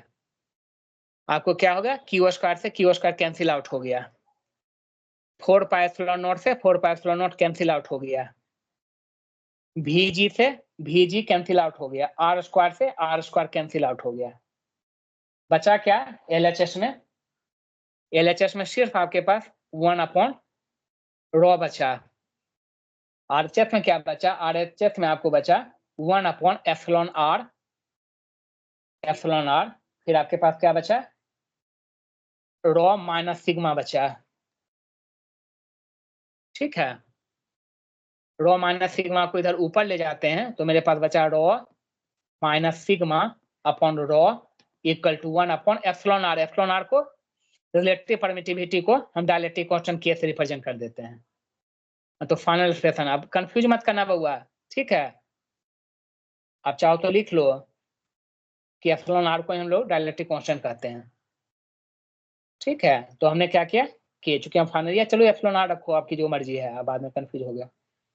इसका मतलब एप्सिलॉन आर क्या आ गया बउआ, एप्सिलॉन आर क्या हो गया, हम लिख देते हैं के इक्वल टू एप्सिलॉन आर, क्योंकि फाइनल एक्सप्रेशन हमेशा के जगह के रेसिप्रोकल कर दिए बाबू, इसका क्या कर दिया, रेसिप्रोकल कर दिए।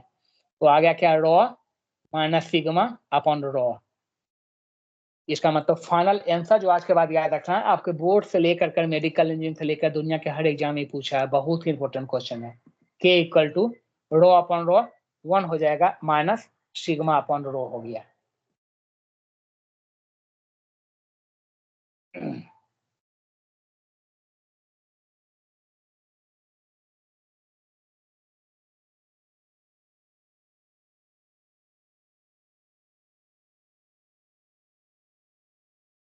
ठीक है, कोई डाउट है तो पूछ सकते हैं।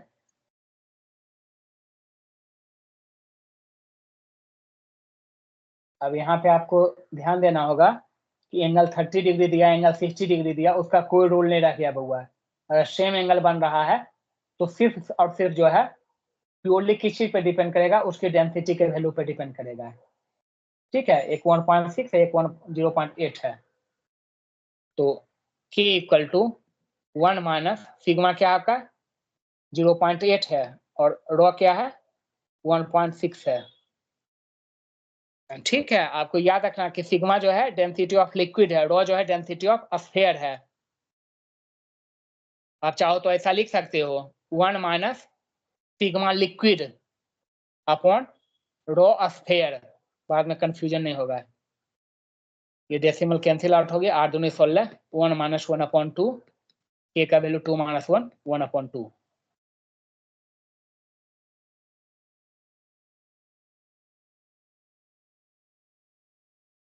देखो तो कहीं रेसिप्रोकल में हम गलती कर दी है क्या, क्योंकि के का वैल्यू होगा 1 से बड़ा आना चाहिए। हम उसका चेक करके बोलेगी कि कहीं हम गलती किए हैं क्या रेसिप्रोकल या कुछ करने में।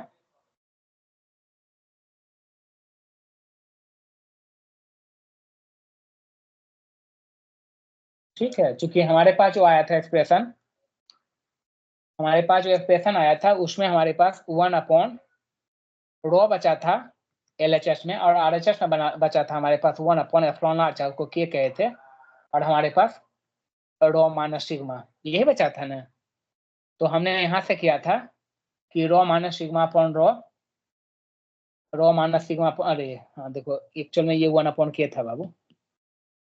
देखो हमने यहाँ से क्या किया था, रॉ माइनस सिग्मा को यहाँ ले गया था उठा करके, यहाँ से यहाँ तक मैंने बिल्कुल सही लिखा हुआ है, लेकिन जब यहाँ से यहाँ उठा के तो हमने 1 अपॉन के जगह पे के लिख दिया था। ठीक है, जो नहीं लिखना चाहिए था, ये 1 अपॉन के था। चेक कर लेंगे एक बार, वही सोचे कि 1 से बड़ा नहीं आना चाहिए कभी भी, मतलब 1 से छोटा नहीं आना चाहिए बउआ। ठीक है, रेसिप्रोकल करोगे तो के इक्वल टू क्या आ जाएगा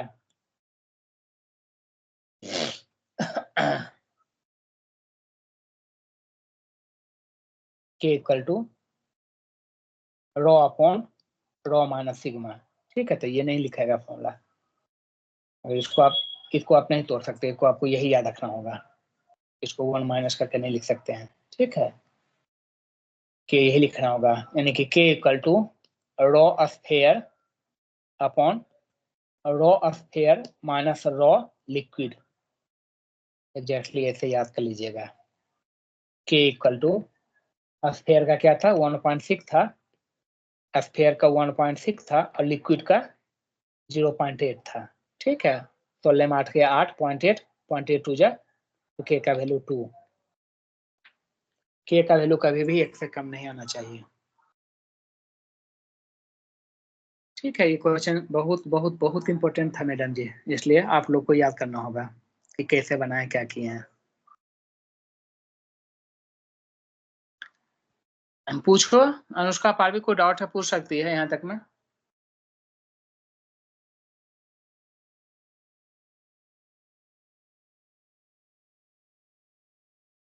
ठीक है यहाँ तक में, बोलो बउआ, आगे बढ़ेंगे नहीं तो 2-4 मिनट में आगे हम बढ़ जाएंगे।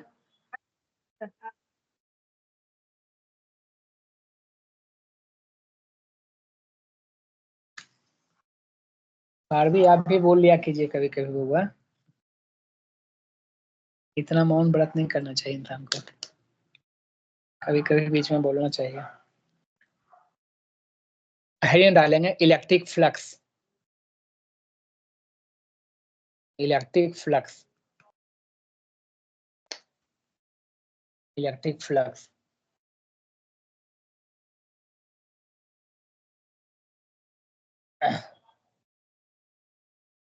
लिखेंगे, 1-2 लाइन लिख लेंगे पहले, ठीक है।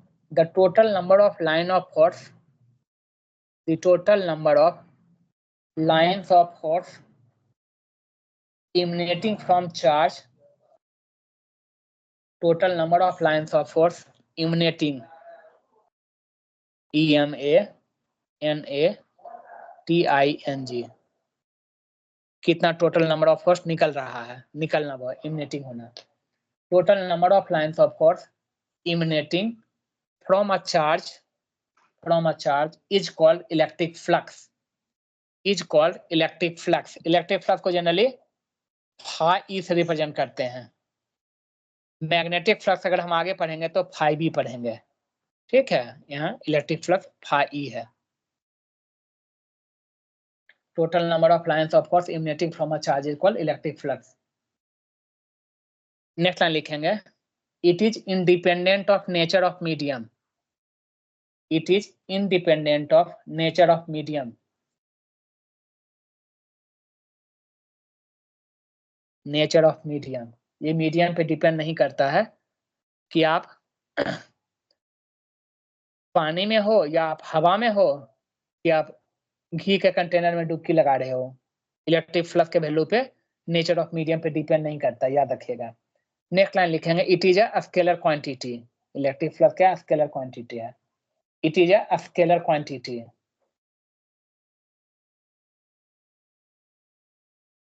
नेक्स्ट लाइन लिखेंगे, the flux of any field, the flux of any field,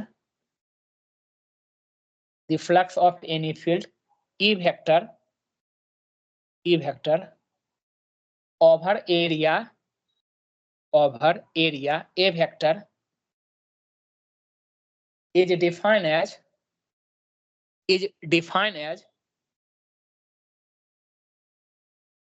phi E equal to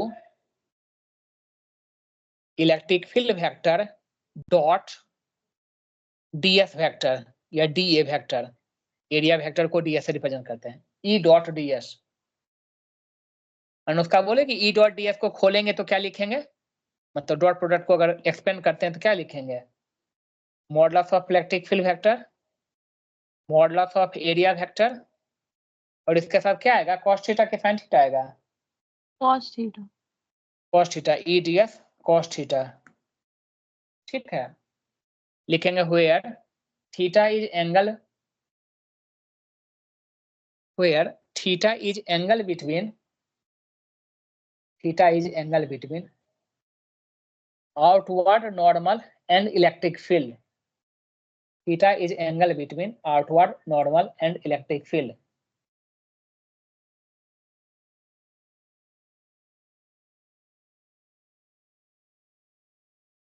ठीक है, अब देखो यहाँ पे बउआ, क्योंकि जब तक वेक्टर का यूज होते रहेगा तब तक आप लोग के लिए परेशानी का चीज रहेगा। अब परेशानी तब रहेगा जब आप सोचते नहीं हो तो, ठीक है भाई?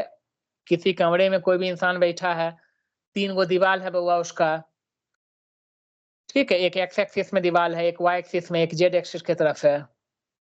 या अगर प्लेन की बात करेंगे तो एक एक्स वाई प्लेन है, एक वाई जेड प्लेन है, एक जेड एक्स प्लेन है। कभी बैठ के अगर एक बार अच्छे से सोच लोगे तो कभी लाइफ में प्रॉब्लम नहीं होगा। सिर्फ हुआ 5 मिनट के लिए, और हम लोग 5 मिनट दिमाग नहीं लगाते हैं और हम जब तक पढ़ते हैं परेशान होते हैं एक्स वाई जेड को लेकर के। देखो, फ्लक्स में जो सबसे क्रिटिकल चीज़ है, यहाँ पे आपको क्लियर कहा गया है कि एरिया वेक्टर बउआ, जो थीटा जो है यहाँ पे लिख लेंगे पहले, या आपने लिख लिया कि थीटा क्या है? Angle between outward normal and electric field. तो यहाँ पे क्या कहा गया कि यहाँ पे आपको ऐसा नहीं है बउआ कि एरिया वेक्टर जो है, जैसे अगर देखो ये बोर्ड जो है बउआ, ये बोर्ड है। चूँकि हम जानते हैं एरिया किसका निकालते हैं? क्या कभी किसी लाइन का एरिया निकालता है कोई? नहीं बाबू। वन डायमेंशनल फिगर का एरिया कभी नहीं निकलता है। एरिया का मतलब होता है कि कितना जो है स्पेस को कवर कर रहा है, ठीक है? एरिया हमेशा प्लेन का निकलता है। तो इसका मतलब क्या है बउआ कि फ्लक्स का कॉन्सेप्ट जो है बउआ, वो 2 लाइन के बीच नहीं है। अभी तक जो भी हम पढ़ाई कर रहे थे, उसमें हम डायपोल मोमेंट क्या था? एक लाइन था बउआ। एक लाइन में डायरेक्शन था। इलेक्ट्रिक फील्ड भी क्या था? एक लाइन की तरह बिहेव कर रहा था। तो 2 लाइन के बीच निकाल रहे थे। अब पहली बार जो इलेक्ट्रिक फ्लक्स मिला है हमें, ये इलेक्ट्रिक फ्लक्स में हम एक इलेक्ट्रिक फील्ड है बउआ, ये तो लाइन टाइप का निकलेगा, लेकिन एरिया वेक्टर है बउआ। एरिया वेक्टर का मतलब देखो, ये बोर्ड जो है बउआ, ये जो ब्लैक बोर्ड आप दिख रहा है, ये क्या है? एक एरिया को रिप्रेजेंट कर रहा है। तो एरिया जो है बउआ, वो वेक्टर क्वांटिटी है। तभी हम 2 वेक्टर का डॉट प्रोडक्ट किए हैं। डॉट प्रोडक्ट हमेशा 2 वेक्टर के बीच में होता है, लेकिन उसका आंसर स्केलर प्रोडक्ट होता है। इसीलिए इलेक्ट्रिक फ्लक्स एक स्केलर क्वांटिटी है। इसका मतलब क्या है बउआ कि देखो, एरिया वेक्टर अगर पूरा बोर्ड है, अब बउआ ये हो गया। यहाँ पे सबसे मायने की चीज़ ये है कि अगर हम किसी प्लेन का एरिया निकालते हैं, जैसे वो रेक्टेंगल का एरिया निकालते हैं, स्क्वायर का एरिया निकालते हैं, क्योंकि ये सब प्लेन फिगर है। अदरवाइज़ 3D का भी निकालते हैं, जैसे आप स्फीयर का निकालते हो, सिलेंडर का area, surface area, total area. Area line का नहीं निकलता है बाबू। लेकिन यहाँ पे हमें एरिया जो है, एक प्लेन के बारे में सोचना है, या 3D के बारे में भी सोचेंगे आगे चल के। और इलेक्ट्रिक फील्ड तो एक लाइन है बउआ, और एरिया क्या है? एक प्लेन। जैसे बोर्ड बेस्ट एग्जांपल है। मान लो कि इतना बड़ा आपका एरिया है बउआ, कोई सपोज इससे इलेक्ट्रिक फील्ड पास हो रहा है, ठीक है? जैसे अगर मेरे पास कोई पेज वगैरह है क्या? तो जैसे देखो क्या है, मेरे पास मान लेते हैं कि जैसे देखो, ये कोई एरिया वेक्टर है, ठीक है? ये क्या है? कोई एरिया वेक्टर है, इस टाइप का। तो इससे इलेक्ट्रिक लाइन्स ऐसे करके गुजरेगा, ठीक है? मतलब इस टाइप से इलेक्ट्रिक फील्ड तो एक लाइन है बउआ। जैसे कैसे कि तीर धनुष से तीर निकलता है। मान लो कि भाई 50 तीर जो है, वो बउआ इस पेपर पे आकर के, इस प्लेन पे आकर टकरा रहा है। 50 को तीर बउआ किसी ने मारा है, धनुष से तीर को छोड़ा है। इसमें जाकर के 50 जगह पे लगा है। वो इलेक्ट्रिक फील्ड हो गया बउआ, और ये क्या हो गया? एरिया वेक्टर हो गया। तो बउआ किसी भी एरिया का, चूँकि एरिया जो होता है, वो क्या होता है? ये आपका जो है, वो आपका होता है वेक्टर क्वांटिटी। तो कभी भी एरिया वेक्टर का जो डायरेक्शन होता है, कभी भी जो एरिया वेक्टर का डायरेक्शन होता है, वो 2 ही डायरेक्शन होता है। या तो प्लेन के अवे होता है, मतलब अपवर्ड होता है, या प्लेन के अंदर की तरफ होता है। ठीक है? प्लेन के इनसाइड में होता है, या प्लेन का आउटसाइड। जैसे ये दीवार है बउआ, ये दीवार है, तो इसका एरिया वेक्टर जो है अवे होगा, ऐसे चाहे बाहर की तरफ होगा। ठीक है? ये दीवार के बाहर इधर की तरफ आएगा, चाहे उधर की तरफ होगा। तो एरिया वेक्टर जो होता है बउआ, वो एरिया एरिया का जो वेक्टर डायरेक्शन होता है, सिर्फ़ 2 ही डायरेक्शन होता है। हम जो यूज़ करेंगे बउआ, हम जो यूज़ करेंगे, वो हमेशा क्या लेते हैं? हमने आपको वर्ड लिखा है आउटवर्ड नॉर्मल, नॉट इनवर्ड। जैसे अगर हम इस दीवार की बात करेंगे बउआ, तो हम तो देखो अंदर में बैठे हुए हैं दीवार में, अंदर है, रूम के अंदर है। हम आउटवर्ड नॉर्मल लेंगे, बाहर की तरफ जो एरिया वेक्टर होगा उसको लेंगे। उसको कहेंगे कि इस सरफेस एरिया का एरिया वेक्टर का जो डायरेक्शन है, वो अवे फ्रॉम नॉर्मल है, मतलब आउटवर्ड द नॉर्मल है। तो हमेशा एरिया वेक्टर जो होता है, अवे फ्रॉम मतलब अवे होता है, आउटवर्ड होता है। ठीक है? अवे होता है, आउटवर्ड होता है। आपको ये ध्यान रखना होगा। तो जो एंगल थीटा लेंगे यहाँ पे, वो आउटवर्ड नॉर्मल जो है, उसका और इलेक्ट्रिक फील्ड के बीच में लेंगे। ठीक है, ये दो लाइन के बीच का एंगल नहीं है बउआ। हाँ, ये कर सकते हो कि अगर ये कोई प्लेन है बउआ, इसका आउटवर्ड नॉर्मल जो होगा वो तो एक लाइन को ही रिप्रेजेंट करेगा, एक पर्टिकुलर डायरेक्शन को, और रिलेटिव फील्ड बउआ। ठीक है, ये एरिया वेक्टर का डायरेक्शन हो जाएगा एक है, और रिलेटिव फील्ड का, इसके बीच के एंगल को थीटा कहते हैं, जो यहाँ थीटा लिया गया है। ये थोड़ा सोचने वाली बात होगी, ठीक है, लेकिन भारी चीज नहीं है। हमने जितना अच्छे से बोला उसको आपको बाद में सोचना है। बस लास्ट लाइन एक दो लाइन लिख लेंगे, फिर हम छुट्टी कर रहे हैं। ठीक है, अगर मान लेते हैं हमारा ऐसे है बउआ, एरिया वेक्टर जो है वो एक्स वाई प्लेन हो सकता है, एक्स वाई प्लेन हो सकता है। हाँ, ये चीज अगर अनुष्का बताएगी तो स्मार्ट लड़की कहलाएगी। अगर हमारा कोई प्लेन एक्स वाई में है तो उसका एरिया वेक्टर का डायरेक्शन किस में होगा, अगर ये बताएगी तो स्मार्ट लड़की कहलाएगी। अगर हमारा एक प्लेन है एक्स वाई प्लेन तो उसका एरिया वेक्टर क्या होगा, आई कैप होगा कि जे कैप होगा कि के कैप होगा? के कैप। के कैप होगा, स्मार्ट लड़की है। क्योंकि हमारा ये एक्स हो गया, ये वाई हो गया, तो इससे एक प्लेन बना। हमने बोला तो एक्स में आई होगा, वाई में जे होगा, यानी आई और जे मिलकर के एक प्लेन बन रहा है। तो मैंने कहा कि एरिया वेक्टर जो है या तो अवे फ्रॉम नॉर्मल या इनटू द नॉर्मल, तो आउटवर्ड नॉर्मल क्या होगा, के कैप होगा। तो जब देखो एक्स वाई प्लेन लिखे हैं, एरिया वेक्टर क्या होगा, के कैप है। Very good. प्लस तो एरिया जो है रिजल्टेंट एरिया, चूंकि एरिया वेक्टर क्वांटिटी है हुआ, जैसे हम किसी वेक्टर ए को आप लिखती थी एक्स आई प्लस वाई जे प्लस जेड के, तो कभी भी कोई भी वेक्टर है बउआ वो 3 कोऑर्डिनेट सिस्टम होता है। तो वैसे ही एरिया वेक्टर भी एक आपका एक्स वाई प्लेन हो गया, एक आपका वाई जेड प्लेन हो गया। अगर वाई जेड है तो वाई में जे होगा और जेड में के होगा, तो यहाँ पे एरिया वेक्टर क्या होगा, आई होगा। प्लस क्या होगा बउआ, X Y plane, Y Z, Z X plane, Z X, Z में आपका के होगा, एक्स में आई, तो यहाँ एरिया वेक्टर डायरेक्शन जे होगा, जे होगा। और सपोज इलेक्ट्रिक फील्ड जो है एक वेक्टर क्वांटिटी है, तो इलेक्ट्रिक फील्ड आपका 3 कोऑर्डिनेट सिस्टम होगा, ई एक्स आई, ई वाई जे, ई जेड के, जेड के। अगर हम इलेक्ट्रिक फ्लक्स निकालेंगे, इलेक्ट्रिक फ्लक्स फा ई, तो हम क्या करेंगे, ई डॉट ए करेंगे, E dot A, E vector dot A vector, electric field vector dot area vector. ये हम लास्ट लाइन लिख रहे हैं। बताओगे क्या इसका डॉट प्रोडक्ट का वैल्यू क्या होगा, अनुष्का अगर बताएगी तो स्मार्ट लड़की कहलाएगी। अगर हम ई दोनों वेक्टर का सर डॉट आपका प्रोडक्ट, हाँ हाँ बोलो। बोर्ड अच्छे से दिख नहीं रहा। नहीं, ये लिखा पाया कि नहीं आप, ए वेक्टर को और ई वेक्टर को लिख पाए कि नहीं? क्या बोले? Area vector electric field vector को लिखा पाया कि नहीं लिखा पाया? देखो हमको तो देखो इधर कितना सुंदर, अच्छा तो हाँ इधर ही लिखा। दिखेगा। हमको तो देखो भाई यहाँ जो रिकॉर्डिंग कर रहे हैं उसमें बहुत ही बेहतरीन दिखाई दे रहा है।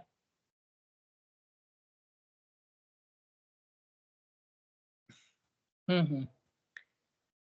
ये बताएगी कि आई डॉट आई क्या होता है, 0 या 1 होता है? आई डॉट आई होता है 1। तो के डॉट आई क्या होगा, 0। 0 होगा। के डॉट जे क्या होगा, 0। 0 होगा। और के डॉट के क्या होगा, 1। इसका मतलब E Z A X Y होगा।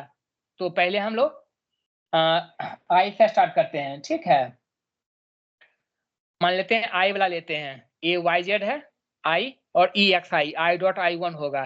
तो हम क्या लिखेंगे, हम लिखेंगे ई एक्स आई वाला है, ए वाई जेड आई वाला है, तो ई एक्स ए वाई जेड प्लस आई वाला खत्म हो, जे का जे के साथ होगा 1, ई वाई, जे कहाँ पे है, A Z K, A Z X, A Z X plus K का के साथ होगा 1, तो E Z A X Y, A X Y, यही आपका इलेक्ट्रिक फ्लक्स हो गया है।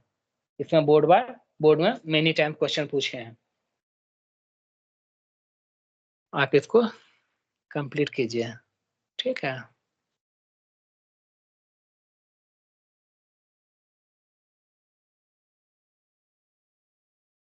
नेक्स्ट क्लास में हम लोग 2-3 को छोटा-छोटा क्वेश्चन करेंगे, जो बोर्ड में पूछा हुआ क्वेश्चन है एक्चुअली, ठीक है? पहले आपका 2 मार्क्स का क्वेश्चन एकदम फिक्स होता था, आना है यहीं से होगा, एकदम फिक्स। अभी भी है, अब तो 1 मार्क्स में कन्वर्ट कर दिया इस टाइप का, अभी भी फिक्स होता है बाबू। 1 क्वेश्चन 1 मार्क्स का यहाँ से आपको उठाते हैं। तो 1-2 को छोटा-छोटा क्वेश्चन करके थोड़ा-सा वेक्टर फॉर्म में थोड़ा और अच्छे से समझने का प्रयास करेंगे। फिर हम लोग सॉलिड एंगल पढ़ेंगे। सॉलिड एंगल के आधार पे ही गॉसेस लॉ का प्रूफ है, ठीक है? लेकिन अब जो प्रूफ होगा, वो आपके लिए आसान होगा। बड़े-बड़े मैथमेटिकल रिलेशन नहीं होगा। अब जो है छोटा-छोटा मैथमेटिकल रिलेशन होगा, ठीक है? उसमें इंटीग्रेशन, डिफरेंशिएशन बहुत ही कम लगेगा। समझ गए ना? आगे 2, 3, 4 क्लास जब हम लोग करेंगे, तो वहाँ पे काफ़ी कम इंटीग्रेशन, डिफरेंशिएशन यूज़ होगा, तो चीज़ें उसके बाद हम लोग तब आपका तो अभी इधर 3-4 क्लास लगेगा बउआ, उसके बाद ही हम लोग उधर जा पाएँगे, कैपेसिटर में, ठीक है ना? तो चूँकि अभी गॉसेस लॉ और गॉसेस लॉ का एप्लीकेशन जो है बउआ, इसमें थोड़ा-सा वक़्त लगता है, 2-3 क्लास इसमें लगता है बउआ। उसके बाद हम कैपेसिटर में चले जाएँगे, तब कह सकती हो कि भाई सिलेबस जो है मेरा 50% कवर हो जाएगा इलेक्ट्रोस्टैट का, तब आप कहोगे। तो अभी 3 क्लास लगेंगे कम से कम, तब जा कर के या 3 से ज़्यादा अगर न्यूमेरिकल आप करोगे तो 4 क्लास लग जाएँगे, है ना? तब जा कर के हम कैपेसिटर का हेडिंग लिखेंगे। तब आप कहोगे कि हाँ, 50 से 60% सिलेबस जो है कंप्लीट हो गया इलेक्ट्रोस्टैट का। ठीक है? ठीक है, चलो। नेक्स्ट क्लास मिलते हैं अब। ये है आज कितना तारीख हो गया? 26 तारीख है। अभी लिखता है ना वो मैसेज में कि भाई स्काइपी जो है अप्रैल तक ही चलेगा, मई में काम नहीं करेगा। पता नहीं, देखते हैं। एमएस टीम पे मेरे ख्याल से हम तो जब दिल्ली यूनिवर्सिटी का क्लास कर रहे थे कोविड टाइम में, एमएस टीम पे करवाते थे उस समय। पता नहीं, अब देखते हैं एमएस टीम फ्री है कि क्या है? अदरवाइज़ फिर गूगल मीट या कोई दूसरा चीज़ ऑप्शन देखना होगा। ठीक है, चलो, है ना? 26 है, 27 कल होगा, 28 29 को होगा नेक्स्ट क्लास नहीं? तो संडे, मंडे, ट्यूसडे को 27, 28, 29, हाँ। 29 के बाद फिर ये अप्रैल 30 का ही है। देखते हैं, अगर हम एमएस टीम कल संडे है तो हम प्रयास करेंगे, अगर मान लीजिए बनाने का, देखते हैं क्या केस है, कौन-सा अच्छा होगा दूसरा अगर ऑप्शन। अगर स्काइपी वाला हट जाएगा तो 1 मई से मे बी, पता नहीं। मई से तो देखते आप लोग के पास भी जाता होगा, ओपन करते होंगे तो। देखते हैं फिर कोई दूसरा, है ना? गूगल टीम चाहे आपका है, 2-3 वो तो है, देखते हैं पता करके कि कौन सही होगा। ठीक है, चलो ठीक है बुआ, है ना? नेक्स्ट क्लास मिलते हैं, और अगर हम बनाएँगे कोई दूसरा तो देखेंगे, मैसेज कर देंगे व्हाट्सएप पे, तो आप लोग भी अपना बना लीजिएगा उस पे अकाउंट अपना, ठीक है? फिर कनेक्ट क्या कैसे करना हो तो यूज़ करने के बाद ही पता चलेगा। एमएस टीम में है कि एक बार कनेक्ट कर देने के बाद कनेक्ट रहता है बुआ, तो इसमें प्रॉब्लम नहीं है। दूसरा में कि हर दिन जो है आपको लिंक भेजना पड़ता है, तो वो चीज़ थोड़ा लफड़ा वाला रहता है। देखते हैं नेक्स्ट क्लास से, ठीक है? ठीक है बाबू, चलो।